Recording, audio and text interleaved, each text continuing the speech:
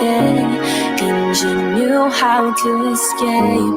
Would you bring me to your starship? Would you find a way to live? If I came knocking at your door on the last day on the earth, would you give a try to fix this, or would you just let me go?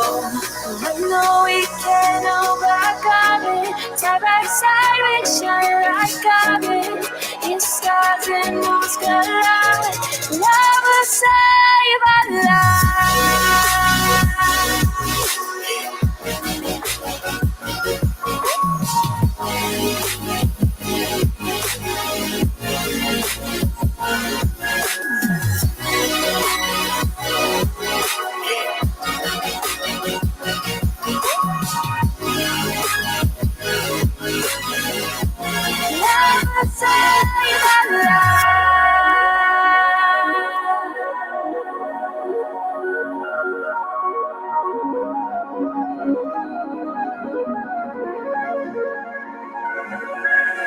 What about the things we could take? Baby, how you gonna fake? This could really be the last time you could spit out all your sins. So why would you still keep it back? I will listen, no regret. In this moment of forgiveness, we'll just hear and understand. I know we can overcome it. Side by side we shine like diamonds. If stars and moons collide, love will save our lives. Love will save our lives. Love will save our lives.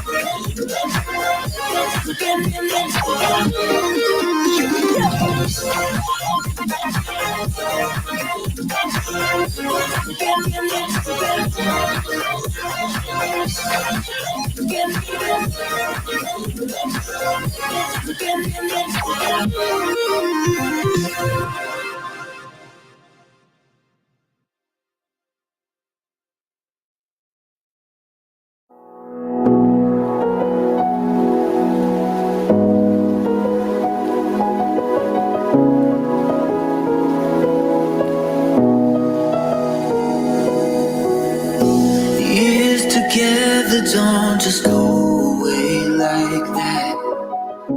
I do everything I can to forget, but nothing ever works. I'm still filled with hurt. Wish my memory could be blurred. If only I could erase the things we used to do. If only I could have amnesia when I think of you. If only I could erase the things we used to do. If only.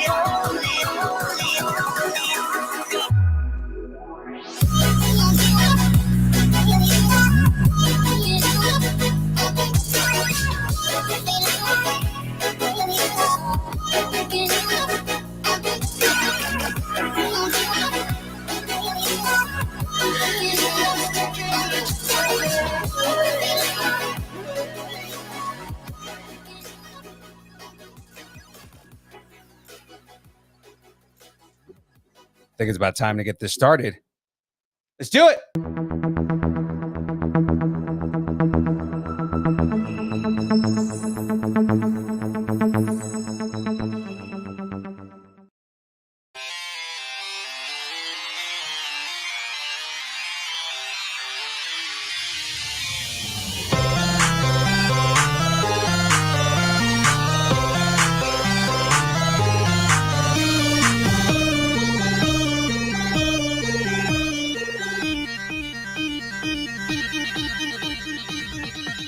Distance nerding. What up, everybody?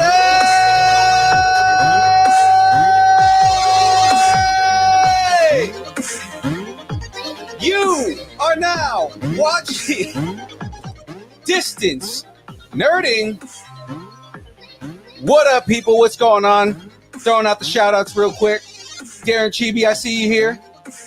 Ooh, Diane Mulder's in the building. Diana Mulder, one member of the Watson family. Watson. Greg Hicks, Cam Smith, Steve Mead. I see all you guys here. What's up, everybody?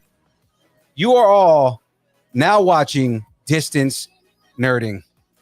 And I feel sorry for you all.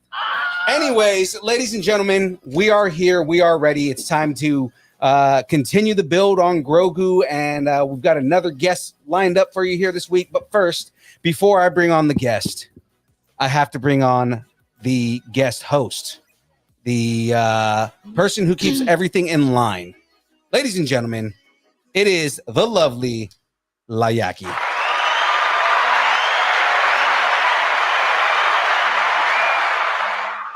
Hello, everybody. Yep, the keeper of the bracket. That's what we're going to call you from here on out. I'm the bracket keeper. The bracket keeper, the one who keeps the bracket going. And just before I bring on the guest, I got to talk sponsors real quick. So that all being here, let's talk these sponsors here. So first off, ladies and gentlemen, this stream and everything on this channel is brought to you by Pod Decks. Pod Decks are a unique interview question and episode starting prompts in the palm of your hand. So whether you are a new podcaster or an existing broadcaster or looking to grow an audience and get more engagement, you're going to want to check out poddex.com. Now, guys, use the code NERDING10 right there, right on the screen, NERDING10, and you get 10% off of everything you purchase on poddex.com. They range everywhere from the actual decks with the questions and everything to stickers, merch, and all like the coolest stuff. You also they also do podcasting classes if you're into podcasting. But the pod decks themselves, I have the app. Pod decks themselves, what's really cool about this is it's good as like an icebreaker if you guys just want to be the life of the party, right? So I can just pull that up right there. It gives me a question, and the question right here is: if a crystal ball could tell you the truth about yourself, your life, the future, or anything else, what would you want to know? What do you think, Jack? I would want to know. I don't have a good answer. Okay, so we'll think about that and We'll come think back for it about later.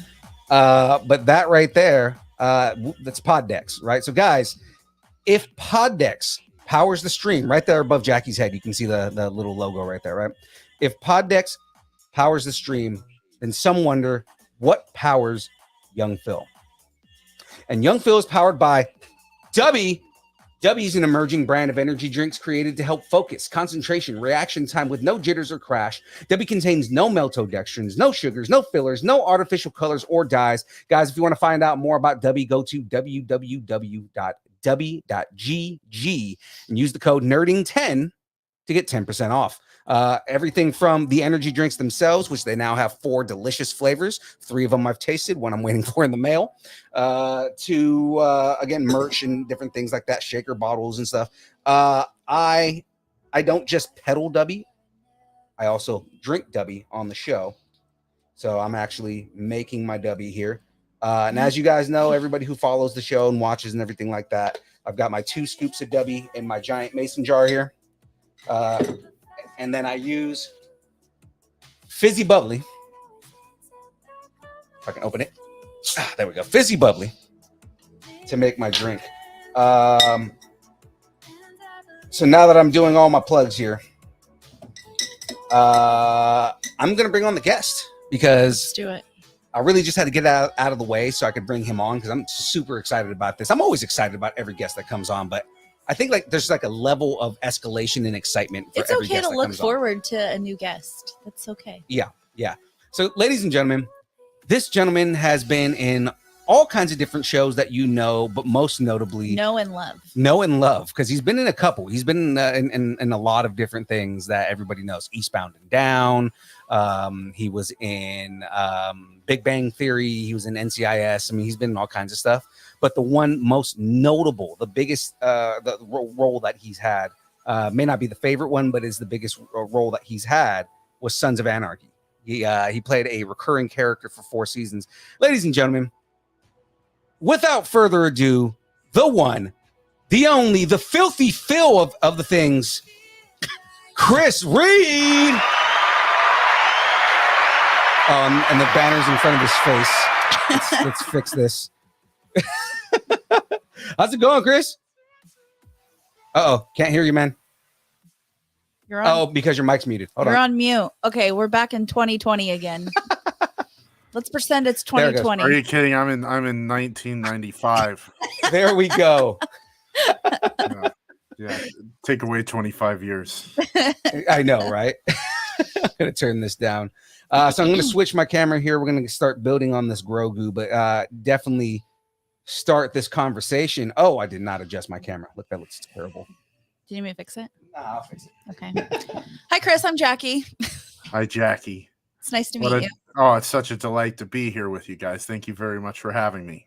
Yeah. Oh man, I've been excited since we met you at Capitola, man. That was we had such a blast with you there. That's very kind. I should say though, for the record, I have not been on NCIS. I just look like a Navy lawyer. Oh, I think I had the wrong show. You were on one of those detective shows. NCIS is are they Navy? No, yeah, aren't they? Yeah, they're the naval criminal investigative somebodies. Right. They are. They're like a paramilitary investigative unit. Yeah. And there was JAG, which was that's when another you show like that. When you said Navy, whatever, I was like, wait, isn't that JAG? I used to stay up late and watch and sneak and watch that. Like I said, 1995. What show was I thinking that I was reading? Earlier? Maybe CSI Cyber. CSI Cyber. That's what I was thinking. I think a lot of people that aren't familiar with those shows get them mixed up. I've watched. Yeah.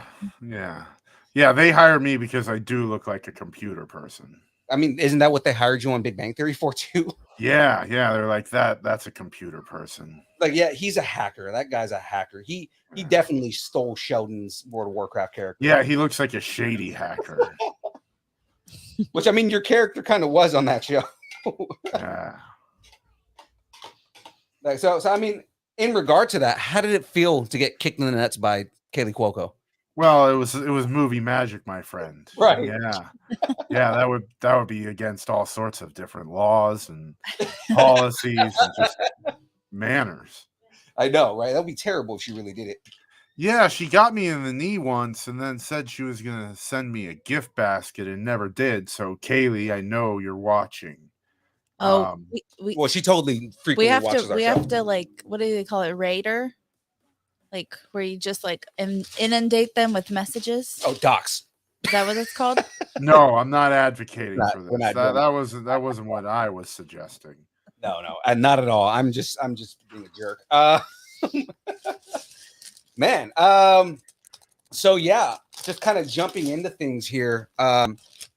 One of the big things I wanted to ask, and I know you mentioned it when we talked at Capitola, but you used to be a groundling, right? Or you started off as a groundling? You are a groundling? No, none of those things. I have trained with the groundlings theater in school. Being a groundling is a different thing. Okay. Yeah, groundlings are 30 of the funniest people on the planet, and I'm like, number 17,432 trillion 100. There might be less people than that, but you get the but I mean, like, you're on the list though. Yeah, not that high on it. What was it like to train with them? Awesome. Met a lot of my heroes. When I first got to LA, one of the first reasons I ever came to LA was to go to school with them when I was a youngin, like 19 years old. So got to see Melissa McCarthy perform. Never got her as a teacher, but then once I moved up here, decade or so later, just working with people who are the best in the business. It was awesome.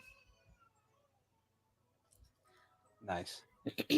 Go ahead. No, go ahead. No, I didn't have a good question. Go ahead. Not as good as yours. Not as good as mine.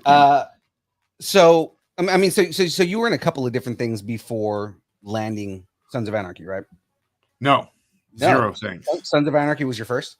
Yeah, I had done a Sprint commercial where I got to say "Eat it, Yoshi." And that was the biggest thing on my resume at that point. Eat it, Yoshi. Yeah, it was for a hotspot device that Sprint was selling.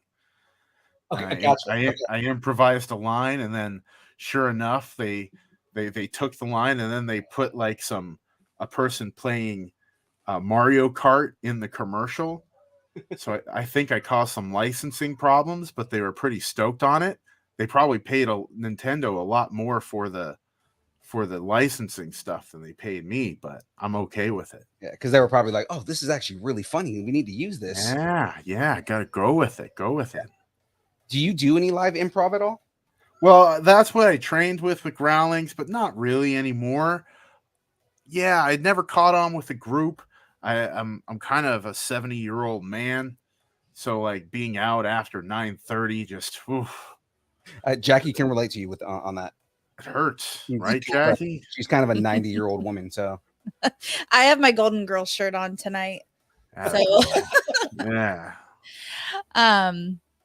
So what I was going to say is, how did you? I know Philippe wanted to hear more about the groundlings experience. Did you have anything else that?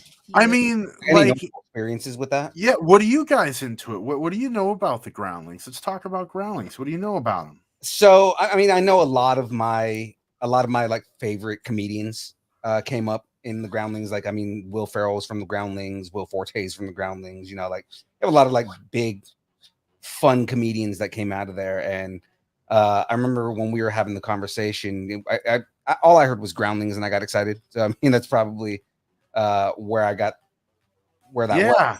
And, Will Forte had left for SNL that first show I saw when I was 19 years old. He had just taken off, so I never got to see him live. Wow. Who were some of your teachers? Were there anybody that was Well, that's the thing. Like, you don't get famous people teaching you because they're working and they can't take 12 weeks and show up in Hollywood at the 7 o'clock 2 nights a week. So you get current groundlings and you get some retired groundlings. You see some Sunday people. Sunday company is the floor for becoming a teacher. In order to get trained as a groundlings teacher, you have to be invited to Sunday company. okay? So you see a lot of folks from that. And, you know, at some levels, I could have had like Jim Rash as a teacher. He's from Community. He played the quirky dean, bald guy, just a hilarious guy. I could have had him at one point, but I didn't. I had a guy named Roy Jenkins from my writing lab who's hilarious, and you've seen him on TV, a dozen times. But that's most of the groundlings instructors. Like, they're working actors, but they're not people whose names you know. Okay. I mean, yeah, they're people who are constantly working. So it sounds like you were, and I'm gonna try to say this in a way that makes sense. Is it sounds like you, like, maybe in the early 90s or as you were growing up, you tended to gravitate towards like comedians. Yeah, I love John Candy and I love Chris Farley. Okay. And as a teenager, I got a book about Second City, which is where both of those guys came from. It's in Chicago. It's basically the groundlings in Chicago. Right. And so I read this book, loved it, was like, these are my heroes. I love this place, Second City, by extension. And then at the end of high school, I did a conservatory program at a regional theater in San Diego called the La Jolla Playhouse, which, if you're in Southern California, get your ass to the La Jolla Playhouse. Okay. It's a magical place. Mm-hmm. I have to look it up. I actually think Estelle Getty was picked up from Golden Girls, so Sophia. I actually think she was picked up from there. And she had never been on TV before, but I think she was performing there. I'm going to look it up right now, but I know it was some amazing playhouse. So I'm going to look it up. But anyway, sorry, I didn't mean to interrupt you. No, not at all. This is what I'm hoping for. It's a rad place. It was founded by a trio of folks, one of which was Gregory Peck. Oh shit. Yeah, To Kill a Mockingbird and Captain Ahab. So it's a rad place. I did a conservatory there, and I happened to be good at improv. That was the thing that they were like, "Hey, Chris, you're pretty good at this particular aspect of theater." And the teacher for that had taken classes at Groundlings, so that was my that was like the one signpost on the road. Right. So you went to the Groundlings to learn more. Yes, and. Exactly. I keep thinking you're rolling a joint, but then I look and it's Legos. most of the time when people are that focused around me, it's because they're rolling something. Yeah, no, I'm pretty focused on the Legos. I love it. Now I'm with the Duplos and my 3-year-olds. Those are a little too small for me. They're intimidating. And you can see I'm building a Baby Yoda here. I've got the little mini one right here. That is awesome. But it's a model, and you're just doing it like no map. Right, Danny. Wow. So what'd you find out? Was that the place? Was she at? It just says that she was on tour with a play in Los Angeles and secured an audition. It's down in San Diego. Oh, okay. But Rent started there. Little show called Rent, little show called Jersey Boys, Memphis. I mean, there's just tons of them that came out of the Playhouse. Yeah, La Jolla Playhouse is pretty famous. I mean, even if I can't think of something right off the top of my head, I've heard the name many times. Yeah, I think that's why I think I must have heard it was something else and just for some reason tied it to that. But that's cool. So sounds like you're into your John Candy and Chris Farley fan. Were there any other comedians that you were into? I wasn't into like comedy like I loved movies. I love funny movies, but I wasn't into comedy until like teenager. One that comes to mind right off the head because it's one of the best specials ever was Eddie Izzard's Dressed to Kill. I remember that show. You know, definitely dating myself as a geriatric nerd, but yeah. I mean, the fact that I knew it is probably dating me along with you. So I mean, Yeah, it's tough to find now. yeah, that was an HBO special though, wasn't it? It was, yeah. Yeah. No, I remember that show. Ray in the chat, who is representing our Southern California branch of distance nerding, is asking, so was it physical? So physical comedy was mostly your thing, or just is that coincidental? I think it's coincidental. Yeah, you know, physical. I don't really consider myself a very physical comedian. And it wasn't really what I was drawn to. Like, they kind of use fat guys as physical, like that's one way that they use big people.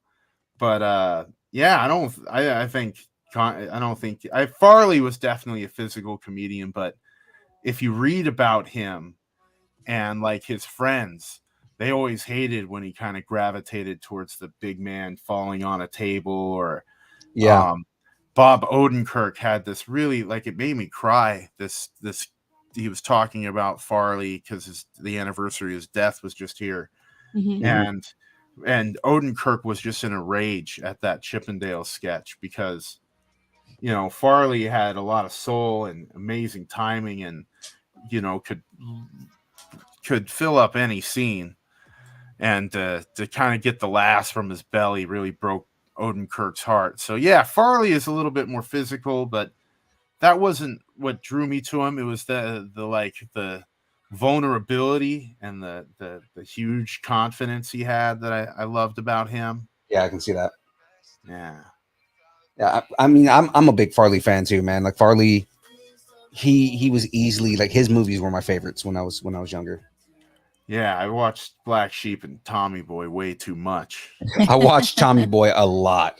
Yeah. Well, Tommy Boy was on like on repeat on like TBS for so many years. So that's probably where I mean, I know I've watched it a couple of times, and it had to have been because it was on TV. I mean, he had a lot of those like fat boy jokes in that movie too. Like the fat man in the little coat comes from that movie. Yeah, and I think that's kind of where that comment comes from, is Farley got hit with pieces of wood in that movie. Fat man, little coat. Yeah. So yeah, Farley had the physical thing to it, but it wasn't like, I'm not like a Three Stooges. I don't dig Three Stooges slapstick type comedy. Right. Yeah. And that's funny you brought we got to Tommy Boy, because when I auditioned for my first show at La Jolla Playhouse, Zach Grenier, who was in Tommy Boy, was outside reading his lines because he was playing Beethoven. It's like, oh, holy moly, that's a guy from Tommy Boy. This is the big leagues. Right.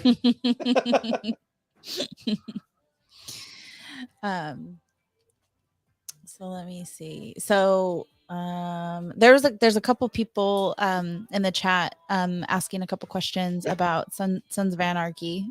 I mean, eventually we were going to get to that, but I was trying to like cover his other aspects of his career before we jump into Sons of Anarchy. Did you have anything else on that, Philippe? About the comedy, or even just like the acting? Yeah. I mean, we can start jumping into the Sun stuff. Okay. I'm still learning here. So there's a couple questions about the Sons of Anarchy, and I actually had my own question, is like, how did you come across that opportunity? Just another audition. You know, I had been auditioning for TV and film for about a year and a half at that point. I had an agent for that amount of time and had gotten nothing. You know, I had gotten that commercial like maybe a month before I got the Suns gig. Mm-hmm. That was a nice pick-me-up, but it had been a real grind. And it was just another audition. It was on my anniversary. So I had to tell my wife that I'm sorry, but I got to go audition for this weird motorcycle show. Like, yeah, When I you got watched. the opportunity for it, did you know what you were auditioning for? Well, I back then, and sometimes even now, especially if it's something you're unfamiliar with, I'll watch it, try to find it somewhere. And back then, it was really hard. It hadn't hit Netflix or any of the streamers yet, so I had to buy it on Amazon, which was kind of pissed me off. And I started watching that show when it was on FX. Like I remember it premiered after the Super Bowl, and we ended up like me and my brothers ended up like being obsessed with that show. nice. Yeah, you were all jacked up off riding the high of probably a Tom Brady victory. It probably was a Tom Brady victory. I don't remember Yeah. that game, but Who knows? like it Yeah. probably was Tom Brady, to be all fair. I know how to place my bets. So the other questions that are in the chat is, were you into motorcycles before you auditioned, or even as like a result of, or anything like that? No, kind of the furthest thing from my personality and who I am. It's kind of a joke where, with my old high school friends. But no, wasn't in motorcycles, did not know how to ride. In the audition, they asked me if I knew how, and they were really impressed when I did not lie and actually laughed out loud. Like, no, I don't do motorcycles. Don't know But motorcycle. yeah, but they asked if I wanted to learn. I was like, heck yeah, I would learn for the show, and that's what I did. Nice. Harley loaned me a bike for a couple, for 2 seasons. I want to say seasons 4 and 5, maybe even 5 and 6. They loaned me a bike that I can, ride back to set and whatnot. That was rad. That got me pretty good at it. And living in LA is not a great place to be a Harley rider, to be a motorcyclist. So I don't own a bike. If I lived in Utah or someplace with, long stretches of roads and fewer crazy people, Right. I'd probably ride a bike.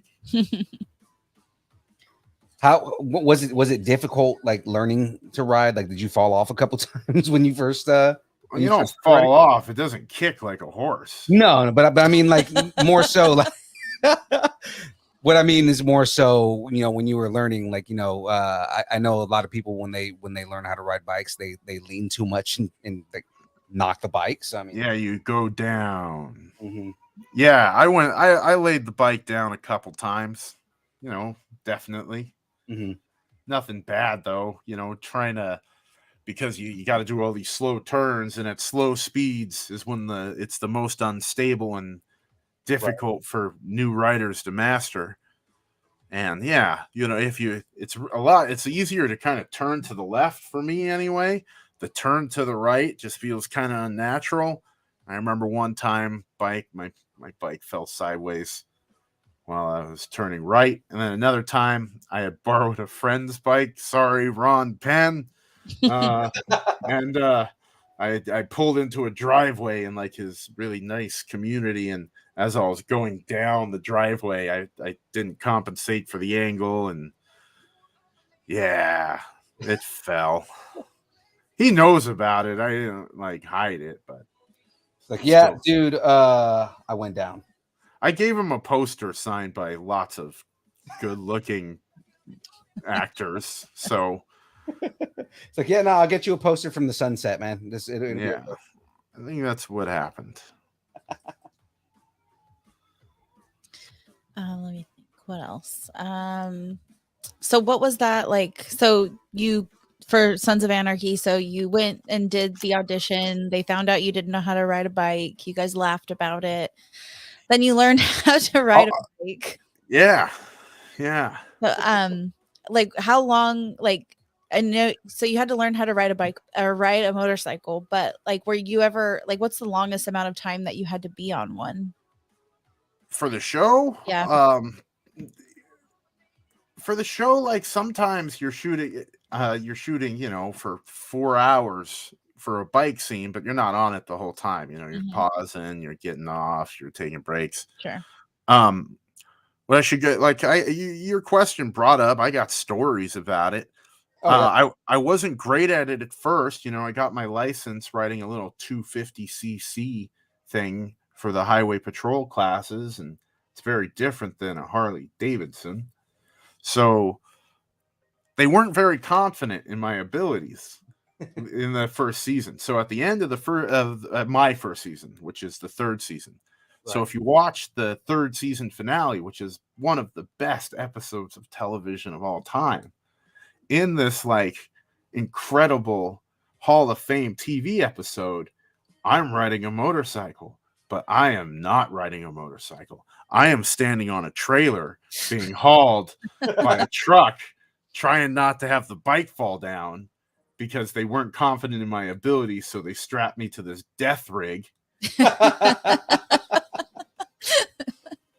What had happened is Ron Perlman had a bad wipeout earlier in the day, and they had to rechange everything because now suddenly Clay's not in the scenes. And the guy in charge of everything, a really nice man named Derek, told me, I'm not letting you ride today because you're bad at it, and I don't want another accident. just blatantly out there, like, no, you're bad at it. So it felt like Little League, man. It was like flashback to Little League when they played the coach's kid at first base. And so they made this decision on the spot, and they don't have a lot of dudes like me just standing around. So they're like, does anybody who looks anything like this dude know how to ride a motorcycle? And they found this one Teamster guy who doesn't look anything like me. And they threw this really awful red wig on him that's like curly. It's a woman's wig. And in this amazing episode, you'll see a cut to me. And I'm like, yeah, I'm supposed to honk. So I go honk, honk, and they're like yelling at me behind this truck. They're like, lean, Chris, lean. So I'm like, and cut behind me, and it's this tiny guy, and the vest is gigantic. It's flapping in the wind like a bat, and he's got long red sexy woman hair. I haven't noticed that in the 3 times I've watched that series. I haven't either, and now I'm about to go rewatch that episode just so I can see. All right, so this is Chris, and then this is not Chris. Yeah, you will. It is noticeable. Editors are very good at their jobs, and you're caught up in the emotion of the moment, knowing that the guys are about to get away with murder. But yeah, like I definitely wasn't paying attention enough to that to notice it, and now I'm like gonna go and like scrutinize the hell out of it. Yeah. Well, especially like he was saying, it was like I think I know it. I think I know what episode you were talking about. There's so much going on in that episode. You wouldn't. I mean, did you notice that John Hamm played Jax for a whole episode? No, I did not. John Hamm played Jax for an episode? No, that would have been really cool. I was gonna say, what the hell? I did watch a movie in college one time. Those dudes aren't even built the same.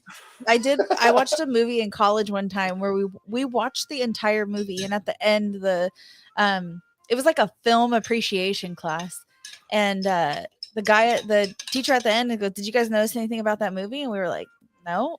There were 2 different actresses who played the same person. Wow. And then when you went back and looked at it, they didn't look anything alike. And it was like a foreign film. So I think everybody was really paying attention to reading the titles so that we weren't paying off. attention. Yeah. Then when he showed us the 2 actresses side by side, they didn't look anything like each other. I really would appreciate if you give us a trigger warning before you say film appreciation class. Sorry. You're going to send some people to a dark place. I'm sorry. I didn't know. I'm still learning. No. I'm just a baby.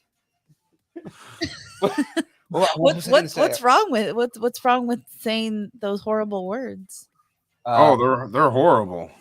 A lot of people who go to film school have to sit through those classes, and it sucks. Oh, okay. I never went to film school. My professor in college just had one, and I remember one movie that I liked was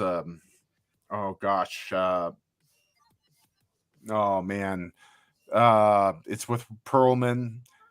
the Lost Children, the City of Lost Children. That movie was pretty cool and interesting.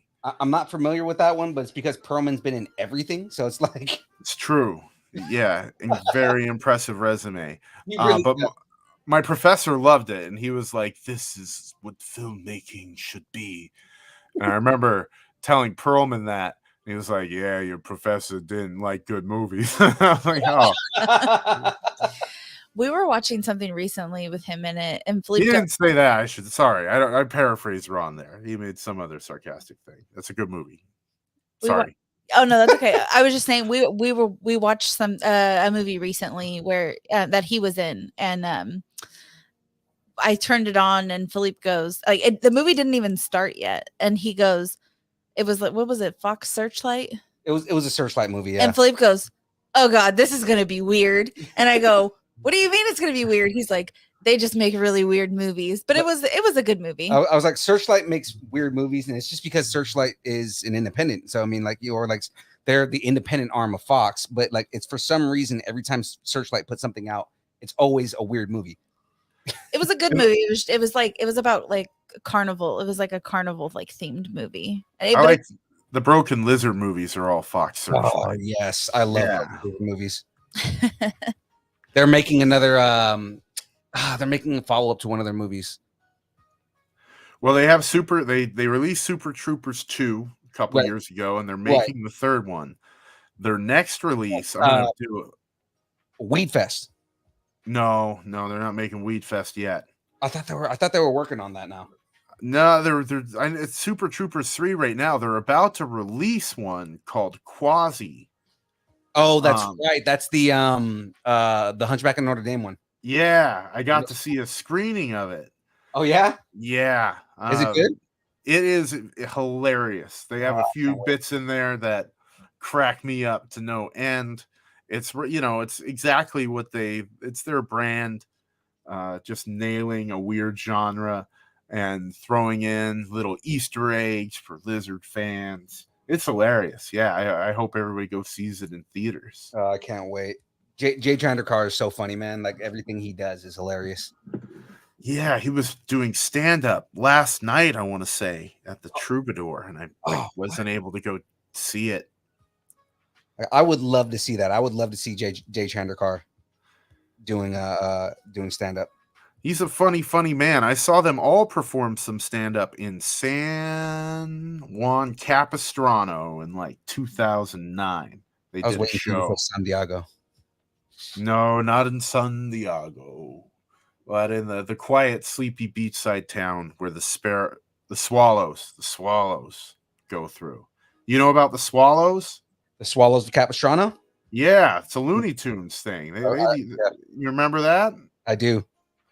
Well, so as soon as you said the Swallows of Capistrano, I was like, or do you remember the Swallows? Like, Swallows of Capistrano from Looney Tunes? I remember that. Yeah, man, it's a classic. But if you drive through that town, they have like, freeways, about those. Is that the one close to Hearst Castle? No. No. That's slow. That's San Luis Obispo. Yes. Like Big Sur area. There's something else that says San Simeon. Over there. Is that it? Well, San Simeon is the town right next to it. Yeah. No, I thought it was Capistrano. Okay, maybe it's not. San Juan Capistrano is in Southern California. Yes. And when you drive through it, there are what do they call the fence? Chain link. There's a chain link fence on the side of the freeway, and they have little birdie sculptures. But the first time I drove through it, I didn't know they were sculptures. It was kind of dark. I just thought it was dead swallows that had gotten trapped in the fence. Like, did I get caught in birds again? I was like, man, this is messed up. I know this town was famous for their birds, but I didn't know it was because of the bloodlust for them. Yeah. It's like just taxidermied birds everywhere. Yeah, it freaked me out, man. And as soon as you delivered that line, all I can think of is you are freaking out, man. Classic. One of the best openings to any movie ever. You boys like Mexico? Yeah. Oh, gosh. How do you keep up with like your movie news and what's coming out and what and that kind of stuff? I mean, Twitter a lot. I follow a lot of the entertainment trades and, just kind of being, all the people I know. And I mean, I didn't know about Quasi until I got invited to the screening, so I'm not really up to it. I did see another screening last night, though, that some of your audience might really enjoy to hear about, the Bob's Burgers movie. Oh, we've been talking about that movie for a couple of weeks now, man. Okay, again, without spoilers, was it good? They definitely told us no spoilers. It is fantastic. You walk out of that theater buzzing, happy to be alive, feeling like one of the Belcher family. It is Oh, just, I can't wait. It is a triumph. They nailed it. And it has one part, my wife tweeted this. It has one part, you're feeling good, you're happy to be in Bob's Burgers, that will make you scream. It will make the whole theater scream. The whole theater screamed in terror at this part. Does Archer show up? I can't tell you. No, in terror. No. Oh, in terror? Yeah, that would be triumph. Yeah, it would be triumph if Archer showed up, because now that Archer, Bob showed up on Archer. So it's kind of like, I want to see Archer show up on Bob. Well, I mean, kinda Bob showed up on Archer. It was just like a hardcore Easter egg. Yeah, as deep as it gets. I love it. Yeah. Why are you speaking Russian? I don't know. I don't know. Yeah. But yeah, go see the Bob's Burgers movie. Go see Quasi. Go see the movies that my friends help make. Yeah, man. No, I'm definitely like 10 times more interested to go watch these movies now. Me too. Have you guys seen a movie in the since the before days of? Yeah. Oh yeah, absolutely. We have. Philippe has seen more. I like movies. I just don't. I don't know. It's like, to get me to get out of my house is a feat. But if I'm motivated enough, I'll go see something. I'd much rather watch a movie at home personally, unless it's like a TCM classic, like Singing in the Rain, or I pretty much see Singing in the Rain every year on the big screen. Speaking of Singing in the Rain-esque stuff. Sound of Music. So a lot of people were really confused as to why I was playing Sound of Music all week when it came to your promos. And my answer every time somebody answers, he requested it. And that was it, because I was going to wait for the show to explain why we were playing Sound of Music. And I was all for it. Like, when you told me at first, I thought it was a joke. And then when you gave me the explanation, I was like, oh yes, I'm doing this. Like 100% doing this. It was 100% a joke. I just wanted to see if you'd do it. But you did ask what type of music I'm into. And I don't get music for myself anymore. I listen to podcasts when I'm like washing dishes, but I only get what my son is listening to. Yeah. But I mean, that's the explanation there, is that your son's been really into Sound of Music lately. Do Re Mi is a friggin' jam. That song bops so much. I love it when that song comes on. I work with somebody named Maria. Oh yeah. What do you do with a girl like Maria? Every time I see her, not every time I see her, I hear her name, I think about that song. And then one day I popped into her office and I said, do you know, every time I hear your name, I sing in my head I can't think of how it starts. That's about Maria. How do you pin? How do you? I gotta. It's coming back to me. It's coming back to me. How do you catch a cloud and pin it down? Yeah. How do you? Yeah. And so, how do you solve a problem like Maria? How do you solve a problem like Maria? How do you catch a cloud and pin it down?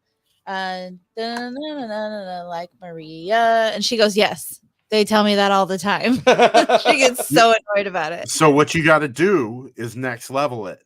Next time you see her, you just get in her face and you start singing, climb every mountain.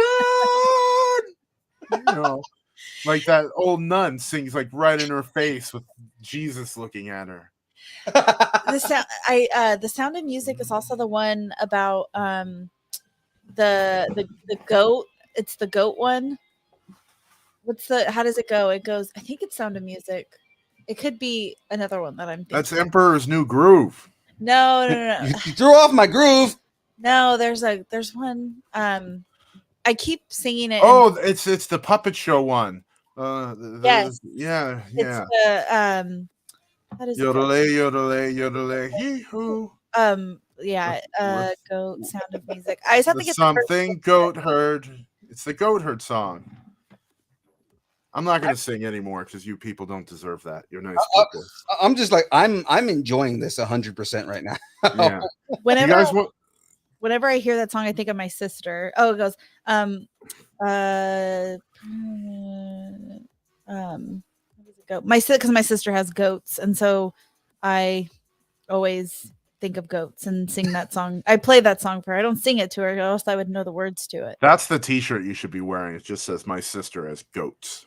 My sister has goats. That might be one of our shirts in the future for our merch. It'll be just a picture of Jackie's face, and it'll say, "My sister has goats." Yeah. Yeah. You know I made the comment about the nun singing to Jesus, the "Climb Every Mountain" song. Do you guys want to see an advertisement from the 50s of a woman receiving beer from Jesus? Oh, Sure. yes. This is one I collect old Time magazine ads, and this is one. Here it is.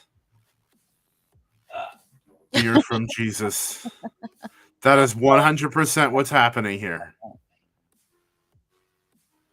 You'll notice she's got like the halo thing going on. Like this is all in like Renaissance art, you know, looking up, light shining down on her from heaven. Yes. Pristine, American hand of Jesus. Yeah, American hand of Jesus. She is totally getting beer from Jesus. Yeah, look, I'm doing it right now too. Wonderful. Yeah, everybody drinking beer from Jesus. Everybody go get beer from Jesus. So you collect old time. Is it old time magazines or just like old timey magazines? Old Time magazine. Like, okay. Time magazine. Okay. They were pulled out of issues of Time, the magazine. Yes. It used to be a major brand in news and journalism.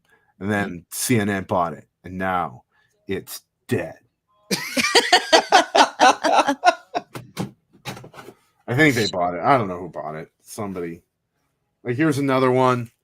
I put this one in a frame right after the Gulf oil spill. There you go. Oh, there. Yeah. Yeah. So do you just collect the graphics from them or like the whole magazines and then you just frame different parts of the magazines? Well, no, I get the magazines first and then I choose the ads and I cut them out. Yeah. Sweet. What got you into that? My grandpa. Like I said, I'm an 80-year-old man. I'm like, this guy knows his business. Don't think I was expecting that as the answer there. Like, where'd you pick that up? My grandpa. Oh, there's a great guy on YouTube. No. I should do it on YouTube though. Bet you people would hate it. I love stuff like that. I was literally going through old pictures last night. And I had not a lot of people know this, but are you familiar with San Francisco like at all? I am. Okay. I've been there a couple times. Have you ever been to Ocean Beach? Out by kind of like you go to Baker's Beach and that's where like the iconic like Golden Gate shot is at and like the zoo is out there and stuff like that. Have you ever been on that side? No, not that I can recall. Like I've been by the stadium, which is on the like inland side, I want to say. Yeah. Mm-hmm.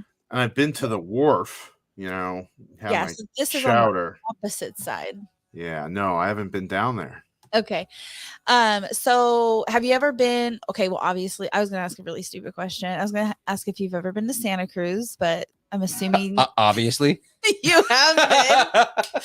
Sorry, I told you That's where I met him. it was a stupid question. I get it. There's a lot of dispensaries there. CBD drink was the Okay. sponsor of the event. Like, I get it. You're good.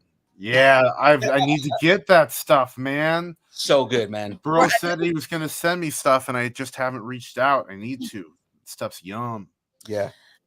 Okay, so I tend to get lost in my stories. Okay, so you've been to Santa Cruz, and then are you familiar with the boardwalk in Santa Cruz? I'm familiar with where the show will be next year. It's gonna be Capitola on Boardwalk. Collecticon on the boardwalk, March 3rd of 7. Something like Yeah. that. Shameless plug. Very good.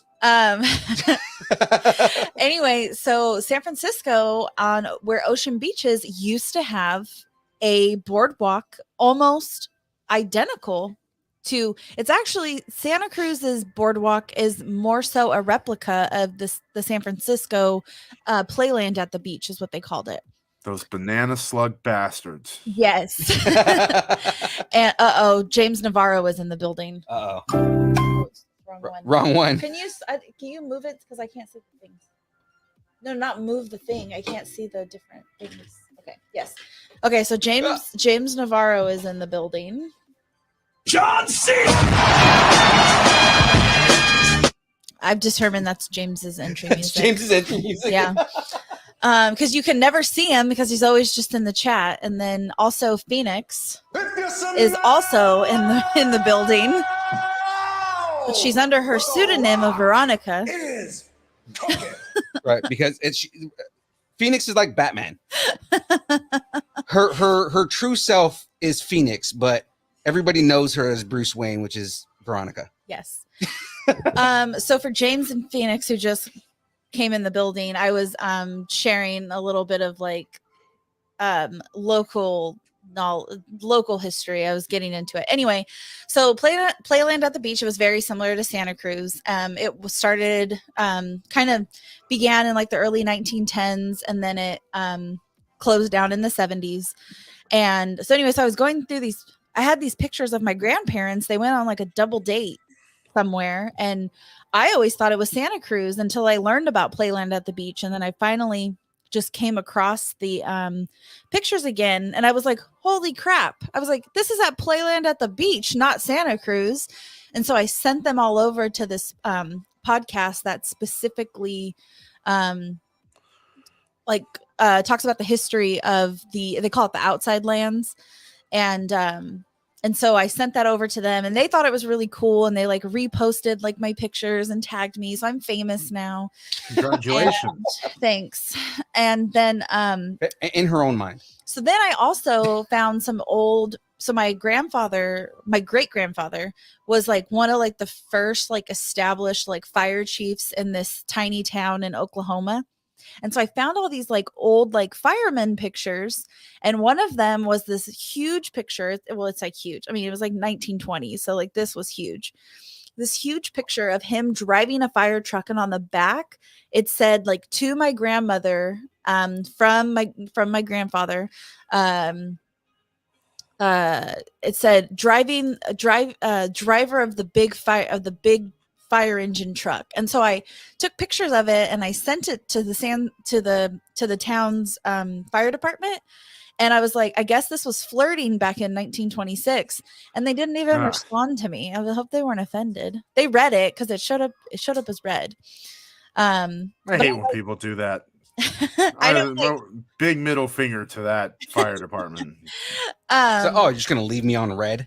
Dick. Yeah. no, Yeah, I don't know. hate that. I have a feeling that whoever opened it, they were just like, okay, like, what am I supposed to do with this? Because like it had like their last name and like my last name on the back of it. But anyway, You know what you do? You just do this. Boom. I'm assuming you Congratulations. can't see it at the middle finger. no, it's not.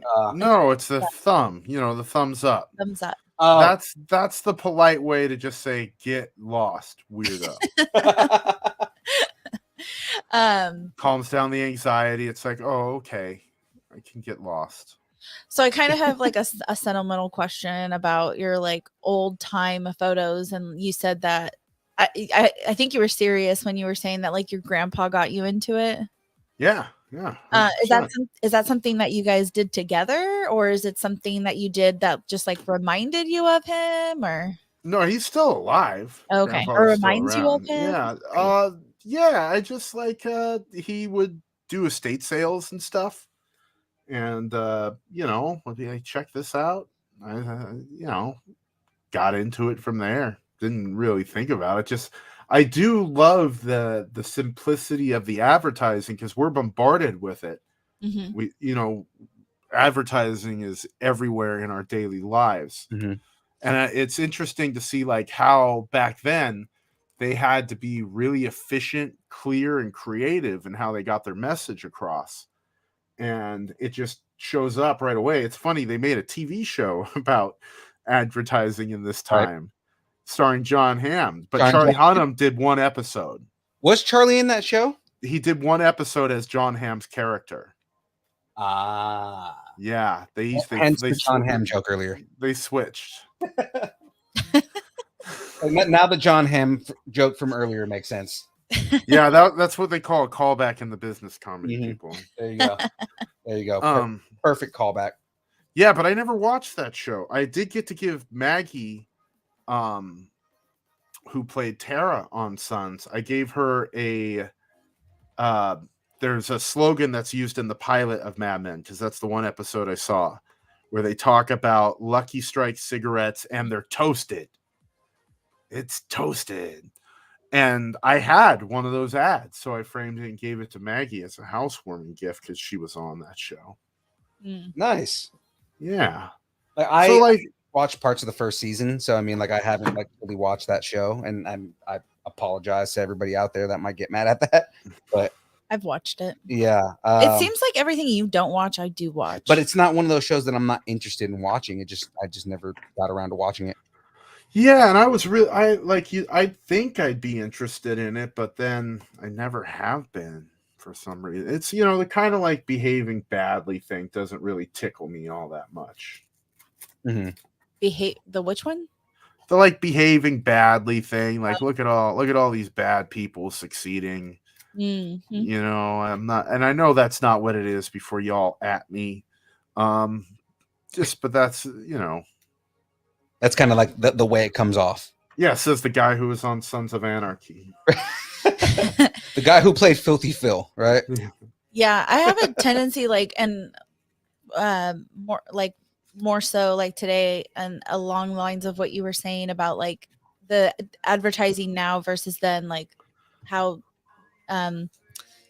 sometimes I watch things and like advertisements for things and I'm like, holy crap, like somebody came up with this idea and somebody said, okay, let's make it. Yeah. Like, that's a good idea. Let's do that. Like actually the funny thing is, and this I have the same thought about Sons of Anarchy and some of the things that went on in that show. I'm like, somebody actually had to think of these things, and anything on FX really. I have the same thought process on. Yeah, like somebody came up with Archer. Yeah. Well, just the things that like the topics and stuff that come up. It's like, oh my God, like somebody has to like actually come up with these things. And especially on Sons of Anarchy, it was like, oh my God, somebody actually had to come up with that, write it down, and present it as an idea. Yeah. Yeah. And then he's going to stab him in the balls with a cue stick. Oh, God. Right. Why there? Why not? And that's probably the answer is like when they go, why there? Why not? Oh, it's if you miss one, you get the other one. Got it. It's horrible.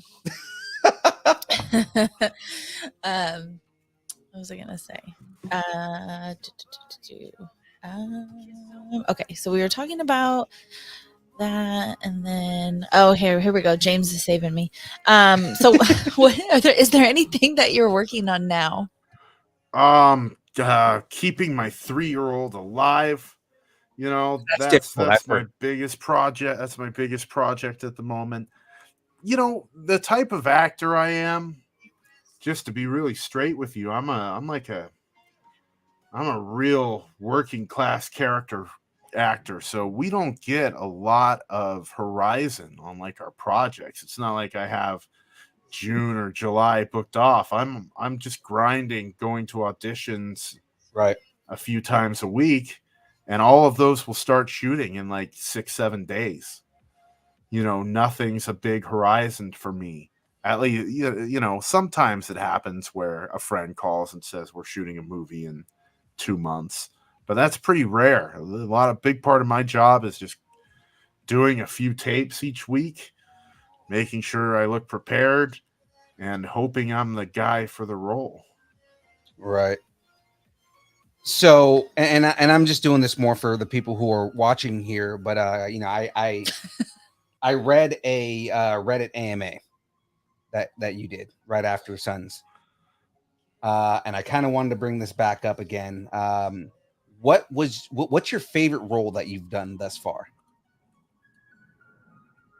Nail that. Specify that for me, one, because you're asking me to pick babies. Like There was a role that you had said that you liked doing specifically right so you're telling me this is a leading question about something I typed out 10 years ago. 100%, exactly. I don't remember anymore.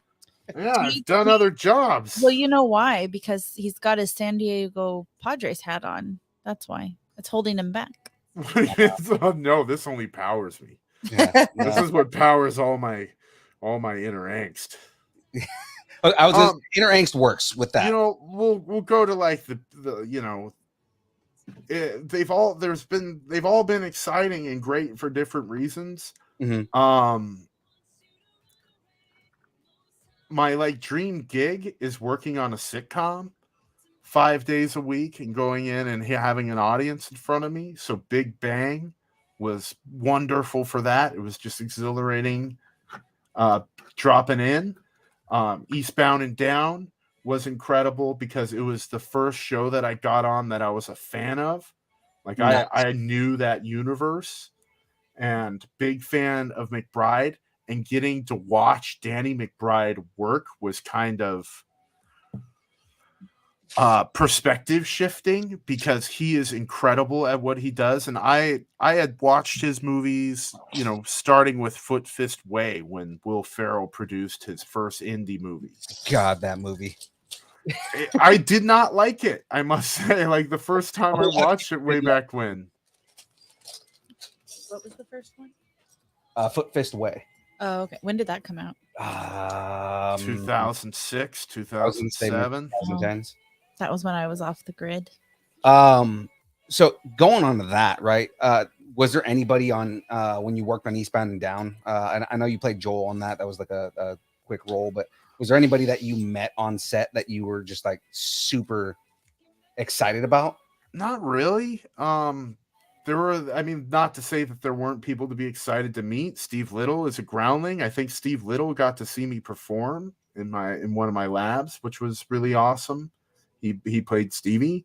I worked with Ken Marino, who another, comedic, thoroughbred. Right. I met Tim Heidecker, who was on that show. I didn't get to work with him, but I got to talk with him in a bar.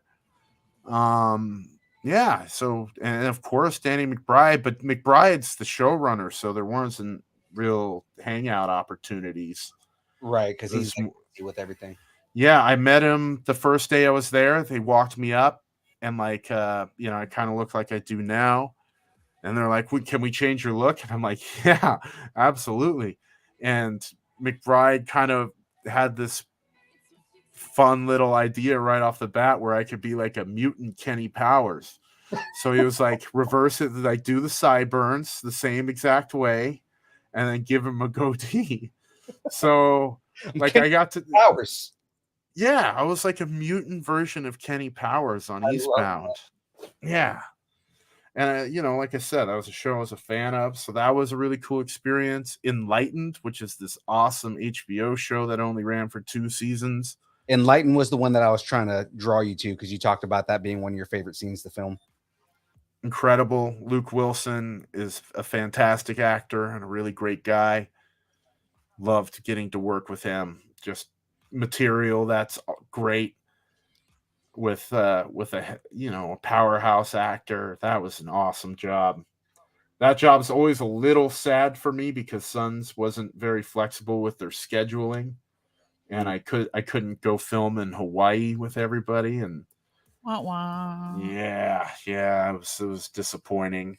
Oh, so you filmed did you film that scene like here in or like in LA? But Yeah, all the studio stuff, they built out Luke Wilson's room, so all the interiors are in LA, and the exteriors they flew everybody out to Hawaii for like a week. oh wow. Yeah, my wife had gotten a trip to Italy with a friend at the exact same time, so I'm like, well, you're going to Italy, but I'm going to Hawaii. It's all good. And then Going to and Hawaii. then Sons wouldn't let me go, and they didn't use me in the time they had rejected me off. So it was a bit of a bummer. This, what am I trying to say? Is I have a feeling this has to do with Eastbound and Down, but I could be wrong. Can you tell me more about Righteous Gemstones? Oh no, that's another show. That's another I could tell you about it. I love the show. What is yes, it? Tell me about it if you could share. Yeah, so that's McBride's third show. He did Eastbound with HBO, and then he did a show called Vice Principals. And now he's on Righteous Gemstones. It's a send up, knock down of like mega churches and like I forget what they call it, but like mega churches and wealth oriented Christianity. Kind of like the grifters in that world. Yeah. It's I don't think it's directly based on any one person, but it sends up dozens of them with private planes. In the pilot, they're landing in their private planes, and one on the tail it says the Father, and then the next plane goes by and it's the Son, and then the third one pulls up and it's the Holy Spirit. So it's just a send up on that. It's a great show. I love it. Walton Goggins turning in a performance for the ages, like he always does. And then John Goodman's in that show too, right? John Goodman's great in that show. He's the family patriarch. You said it's on HBO? Yes, it's on HBO. Yeah. I'm forgetting the name of the family, but it is actually based on an actual family. See, not like true story, but like it's based on. Take notes, Philippe. This is how to get me to watch things. First, Watson talked me into watching Superman episode 2, and now Chris has talked me into watching this show. There's a joke about me that not everybody knows, is that I don't watch something unless it's 20 years old. The very first episode, unless it's at least 20 years old, it could be older than that. The first episode of Sons I ever saw was the last episode. Yeah, it's a good one. And then it was still like a couple years before I was in a previous relationship where we got a dog, and the dog used to take forever to go to the bathroom outside, and I was so afraid it was going to pee in the house, so I would spend all our time outside, and so I'd watch it on my phone. And I had a friend who was like really into it and sold me on it, and so that's why I started watching it. But then fast forward, now we're talking to an actor from Sons of Anarchy. The only other time I've heard like stories about people watching the show in a location that isn't their house is like always from like soldiers, and they're like, "Oh yeah, we were in Afghanistan. Your show really got me through." But like waiting for your dog to go to the bathroom is pretty hardcore too. Yeah. That's how I watched Game of Thrones, was Downrange. Oh wow, yeah, anything to get you through. I get it. Yeah, we would bring like hard drives of like TV shows and movies when we went downrange, because it was like we're not gonna, like, when we have downtime, we have downtime. So it's like, yeah, I've had 3 different people try to talk me into that show, and I can't get through it. Which one? The Game of Thrones? Game of Thrones. Mm-hmm. I'm in a weird camp with it, because I understood the last season, the last 2 seasons were going to be rough going into it, because you can see the business side of things at Time Warner. Yeah. I kind of knew how things were shaping up at the company and knew things were getting rushed, and nothing's good when it's rushed. There's a saying in Hollywood: it's fast,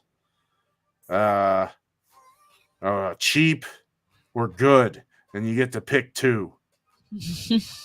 That's actually that's also something that you can apply towards technology in general. So like if you're It's just good for anything. Yeah. Time plus resources equals something good. Sure, you can do that, but it didn't seem like they were given enough time to do what they wanted to do. So they had money thrown at it, sure, but you can't rush creativity. And if you're trying to wrap up something that has a source material that isn't wrapped up, right, you're gonna do weird things and make strange decisions, and that's what they did. Absolutely, 100% agree with that statement. Yeah. Chris, I gotta ask you this, man. How do you feel generally about Disney? Generally positive. Generally pretty positive on Disney. Yeah, Are you a Disney guy? Do you like going to Disneyland? I don't like crowds, man. So not necessarily, not entirely. And Disney. I have I dug it as a kid. I've indoctrinated my child into the cult of Disney. Like that's what he watches.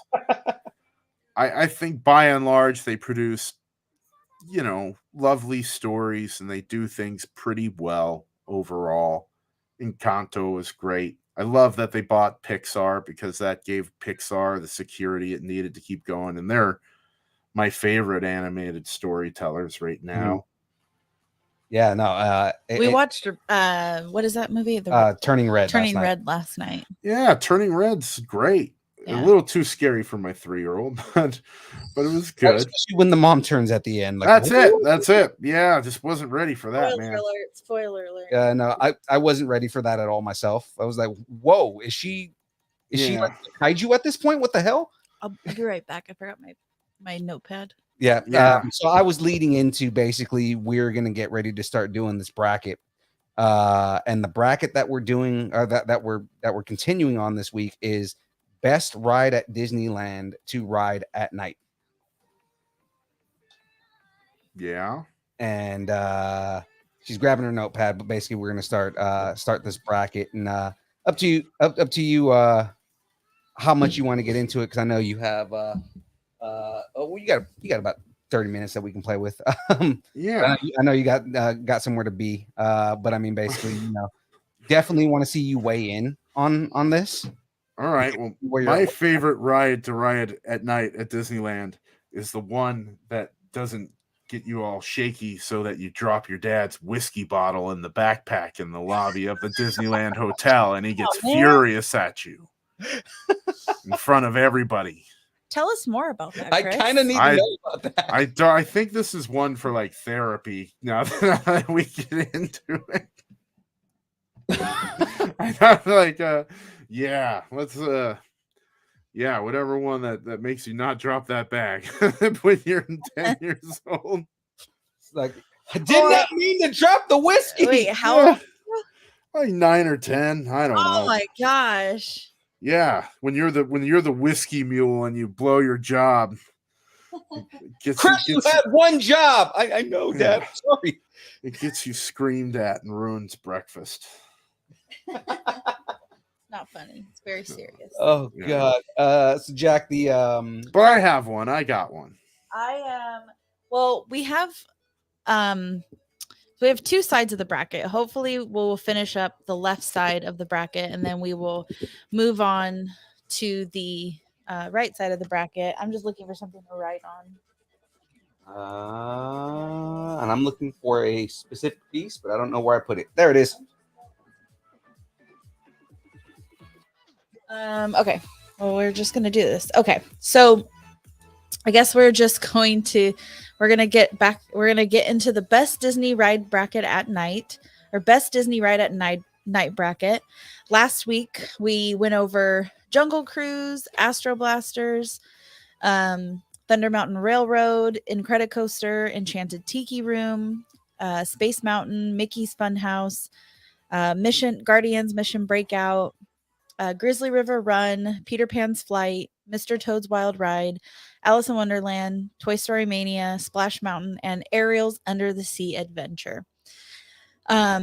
So this week, tonight, what we're hoping to do is get down to the final 4. And my mic is falling. Philippe, I don't know how to fix this. It keeps falling. It keeps taking a nosedive. Sorry. Trying to bring it to you? Yeah, but then it kept going forward. It's fixed now. Okay. So last week, the rides that made the final 4 were Jungle Cruise, Thunder Mountain Railroad, Incredicoaster, Mickey's Fun Wheel, Mission Breakout, Peter Pan, Alice in Wonderland, and Splash Mountain. So first tonight, we're going to start off with Jungle Cruise versus Thunder Mountain Railroad. So Jungle Cruise versus Big Thunder Mountain Railroad. So which one is the better one to ride at night is what we're figuring out here. To me, yeah, it'd have to be the friggin' Jungle Cruise. There's animals attacking you. Imagine that gun going off, the pop, pop, like sparks flying out. That'd be great. It's funny because like I know Jackie mentions that she likes doing Jungle Cruise first thing. Well, if you get there at night, then it could be my favorite first thing or my favorite thing to do at night. I was going to say, I like there in Jungle the Cruise morning. at night. I like Jungle Cruise at night. I think Jungle Cruise at night is fun. For almost the exact same reasons that he said, that gun going bang, bang. The fact that they want you to see the backside of water, but it's dark as shit, so you can't see anything. Mm-hmm. Yeah, solid.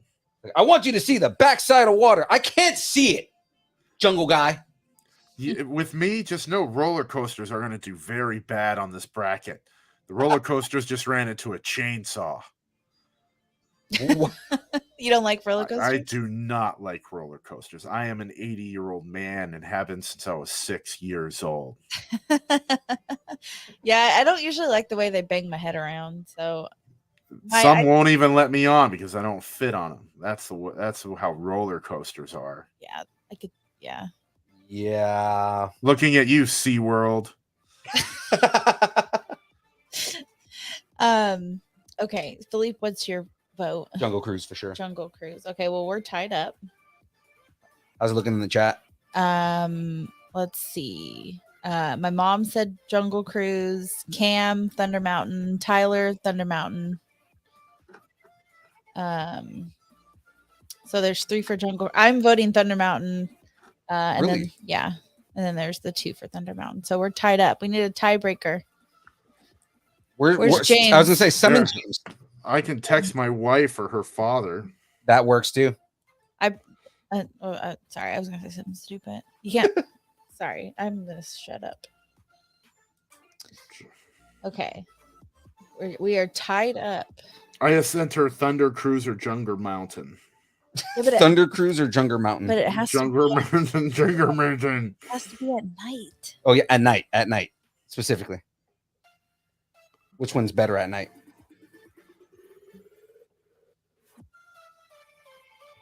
Jungle Mountain, though. I'm digging that. Like, honey, tell me which one's better, Jungle Mountain or? Yeah, see, for me, the night thing is going to be a little not irrelevant. You might get me with something, but like, I'll hate it I'll hate Thunder Mountain during the day. I'll hate it during the night. I'll hate it all the time. Hate it. Jim voted Jungle Cruise. It'll just make me kind of sick. And it's not a real train. It's a roller coaster. They try to tell you that it's a train. Yeah, it doesn't take you anywhere. It takes you to the exact same spot you got on the train. So, I went to Great America once with my sister. I've told the story before, but I went to Great America once with my sisters when I was like 6. And we got in line for a ride called the Demon. Oh, yeah, the Demon. And they lied to me and told me it was the train. And so they're all standing in line with me and everything. And they're like, "Oh, are you so excited to go on the train?" And I'm like, "Yeah, it's great. Let's go on the train." My sister's like 5 months pregnant at this time. And so anyway, so we're in line, we're getting on the ride, and I remember specifically my sister who was 5 months pregnant stepped into the ride and then out of the ride, and I was like, something's not right here. And so I was with my sisters, and why would they lie to me? I'm their baby sister. And then when you get on the demon, like it kind of is very kind of train like. You go into a tunnel before you go up, and then you descend. As we're going in the tunnel, I'm going, I don't think this is the train. And then I had fun. It was like my first like upside down roller coaster. I've been duped. Anyways, but to me, I'm like, yeah, that's what I was told, is that it was the train. You lied to me. I've been duped. Okay. So it looks like I'm gonna go ahead and call that one and say Jungle Cruise took that one and canceled Thunder Mountain Railroad. They canceled the entire ride. They canceled the entire ride. All right. So next up, we have the Incredicoaster versus Mickey's Fun Wheel. So I already know where Chris is going on this one. Oh, not the Incredicoaster. I don't think I've been on either, so I must abstain. Okay. So Mickey's Fun Wheel is like a Ferris wheel that is like Hate those too. Like, not a fan of any of this. All right. I got one vote in. Philippe, what's your vote? I I can't believe my mom is still voting Fun Wheel. She hates Ferris. I go Incredicoaster. Okay. I think I'm to go Incredicoaster too. And Tyler is doing Incredicoaster. Because it's a very fun roller coaster if you don't hate roller coasters. I like the Incredicoaster. Not I like the Incredicoaster better than I did Screamin' California. Like the one where California Screaming. California Screaming. Right, Sorry, I had it backwards. I like that. I like the Incredicoaster better because you're like chasing after like the Incredibles baby. Yeah. So that one's a little bit more than just being on a roller coaster. It's fun because you're chasing Jack. Yes. But then it's also like for those that don't like roller coasters. I mean, you're chasing Jack, and you're supposed to be chasing Jack as Dash. Yes. All right. Like if you can get past the roller coaster part, dude, I think you would like it because I know you said you like Pixar, right? Yeah. Because like the story on the ride is pretty immersive. It's just, again, it's a roller coaster, so it's like, yeah, it's like being, if you weren't a fish, you would love the mountain air. exactly. If only you weren't a fish. Yeah. All right. Speaking of that, you're a big fisherman, aren't you? I am. Yes, sir. I am 6'6". There you go. He's a 6'6" fisherman. Where do you do a lot of fishing in LA?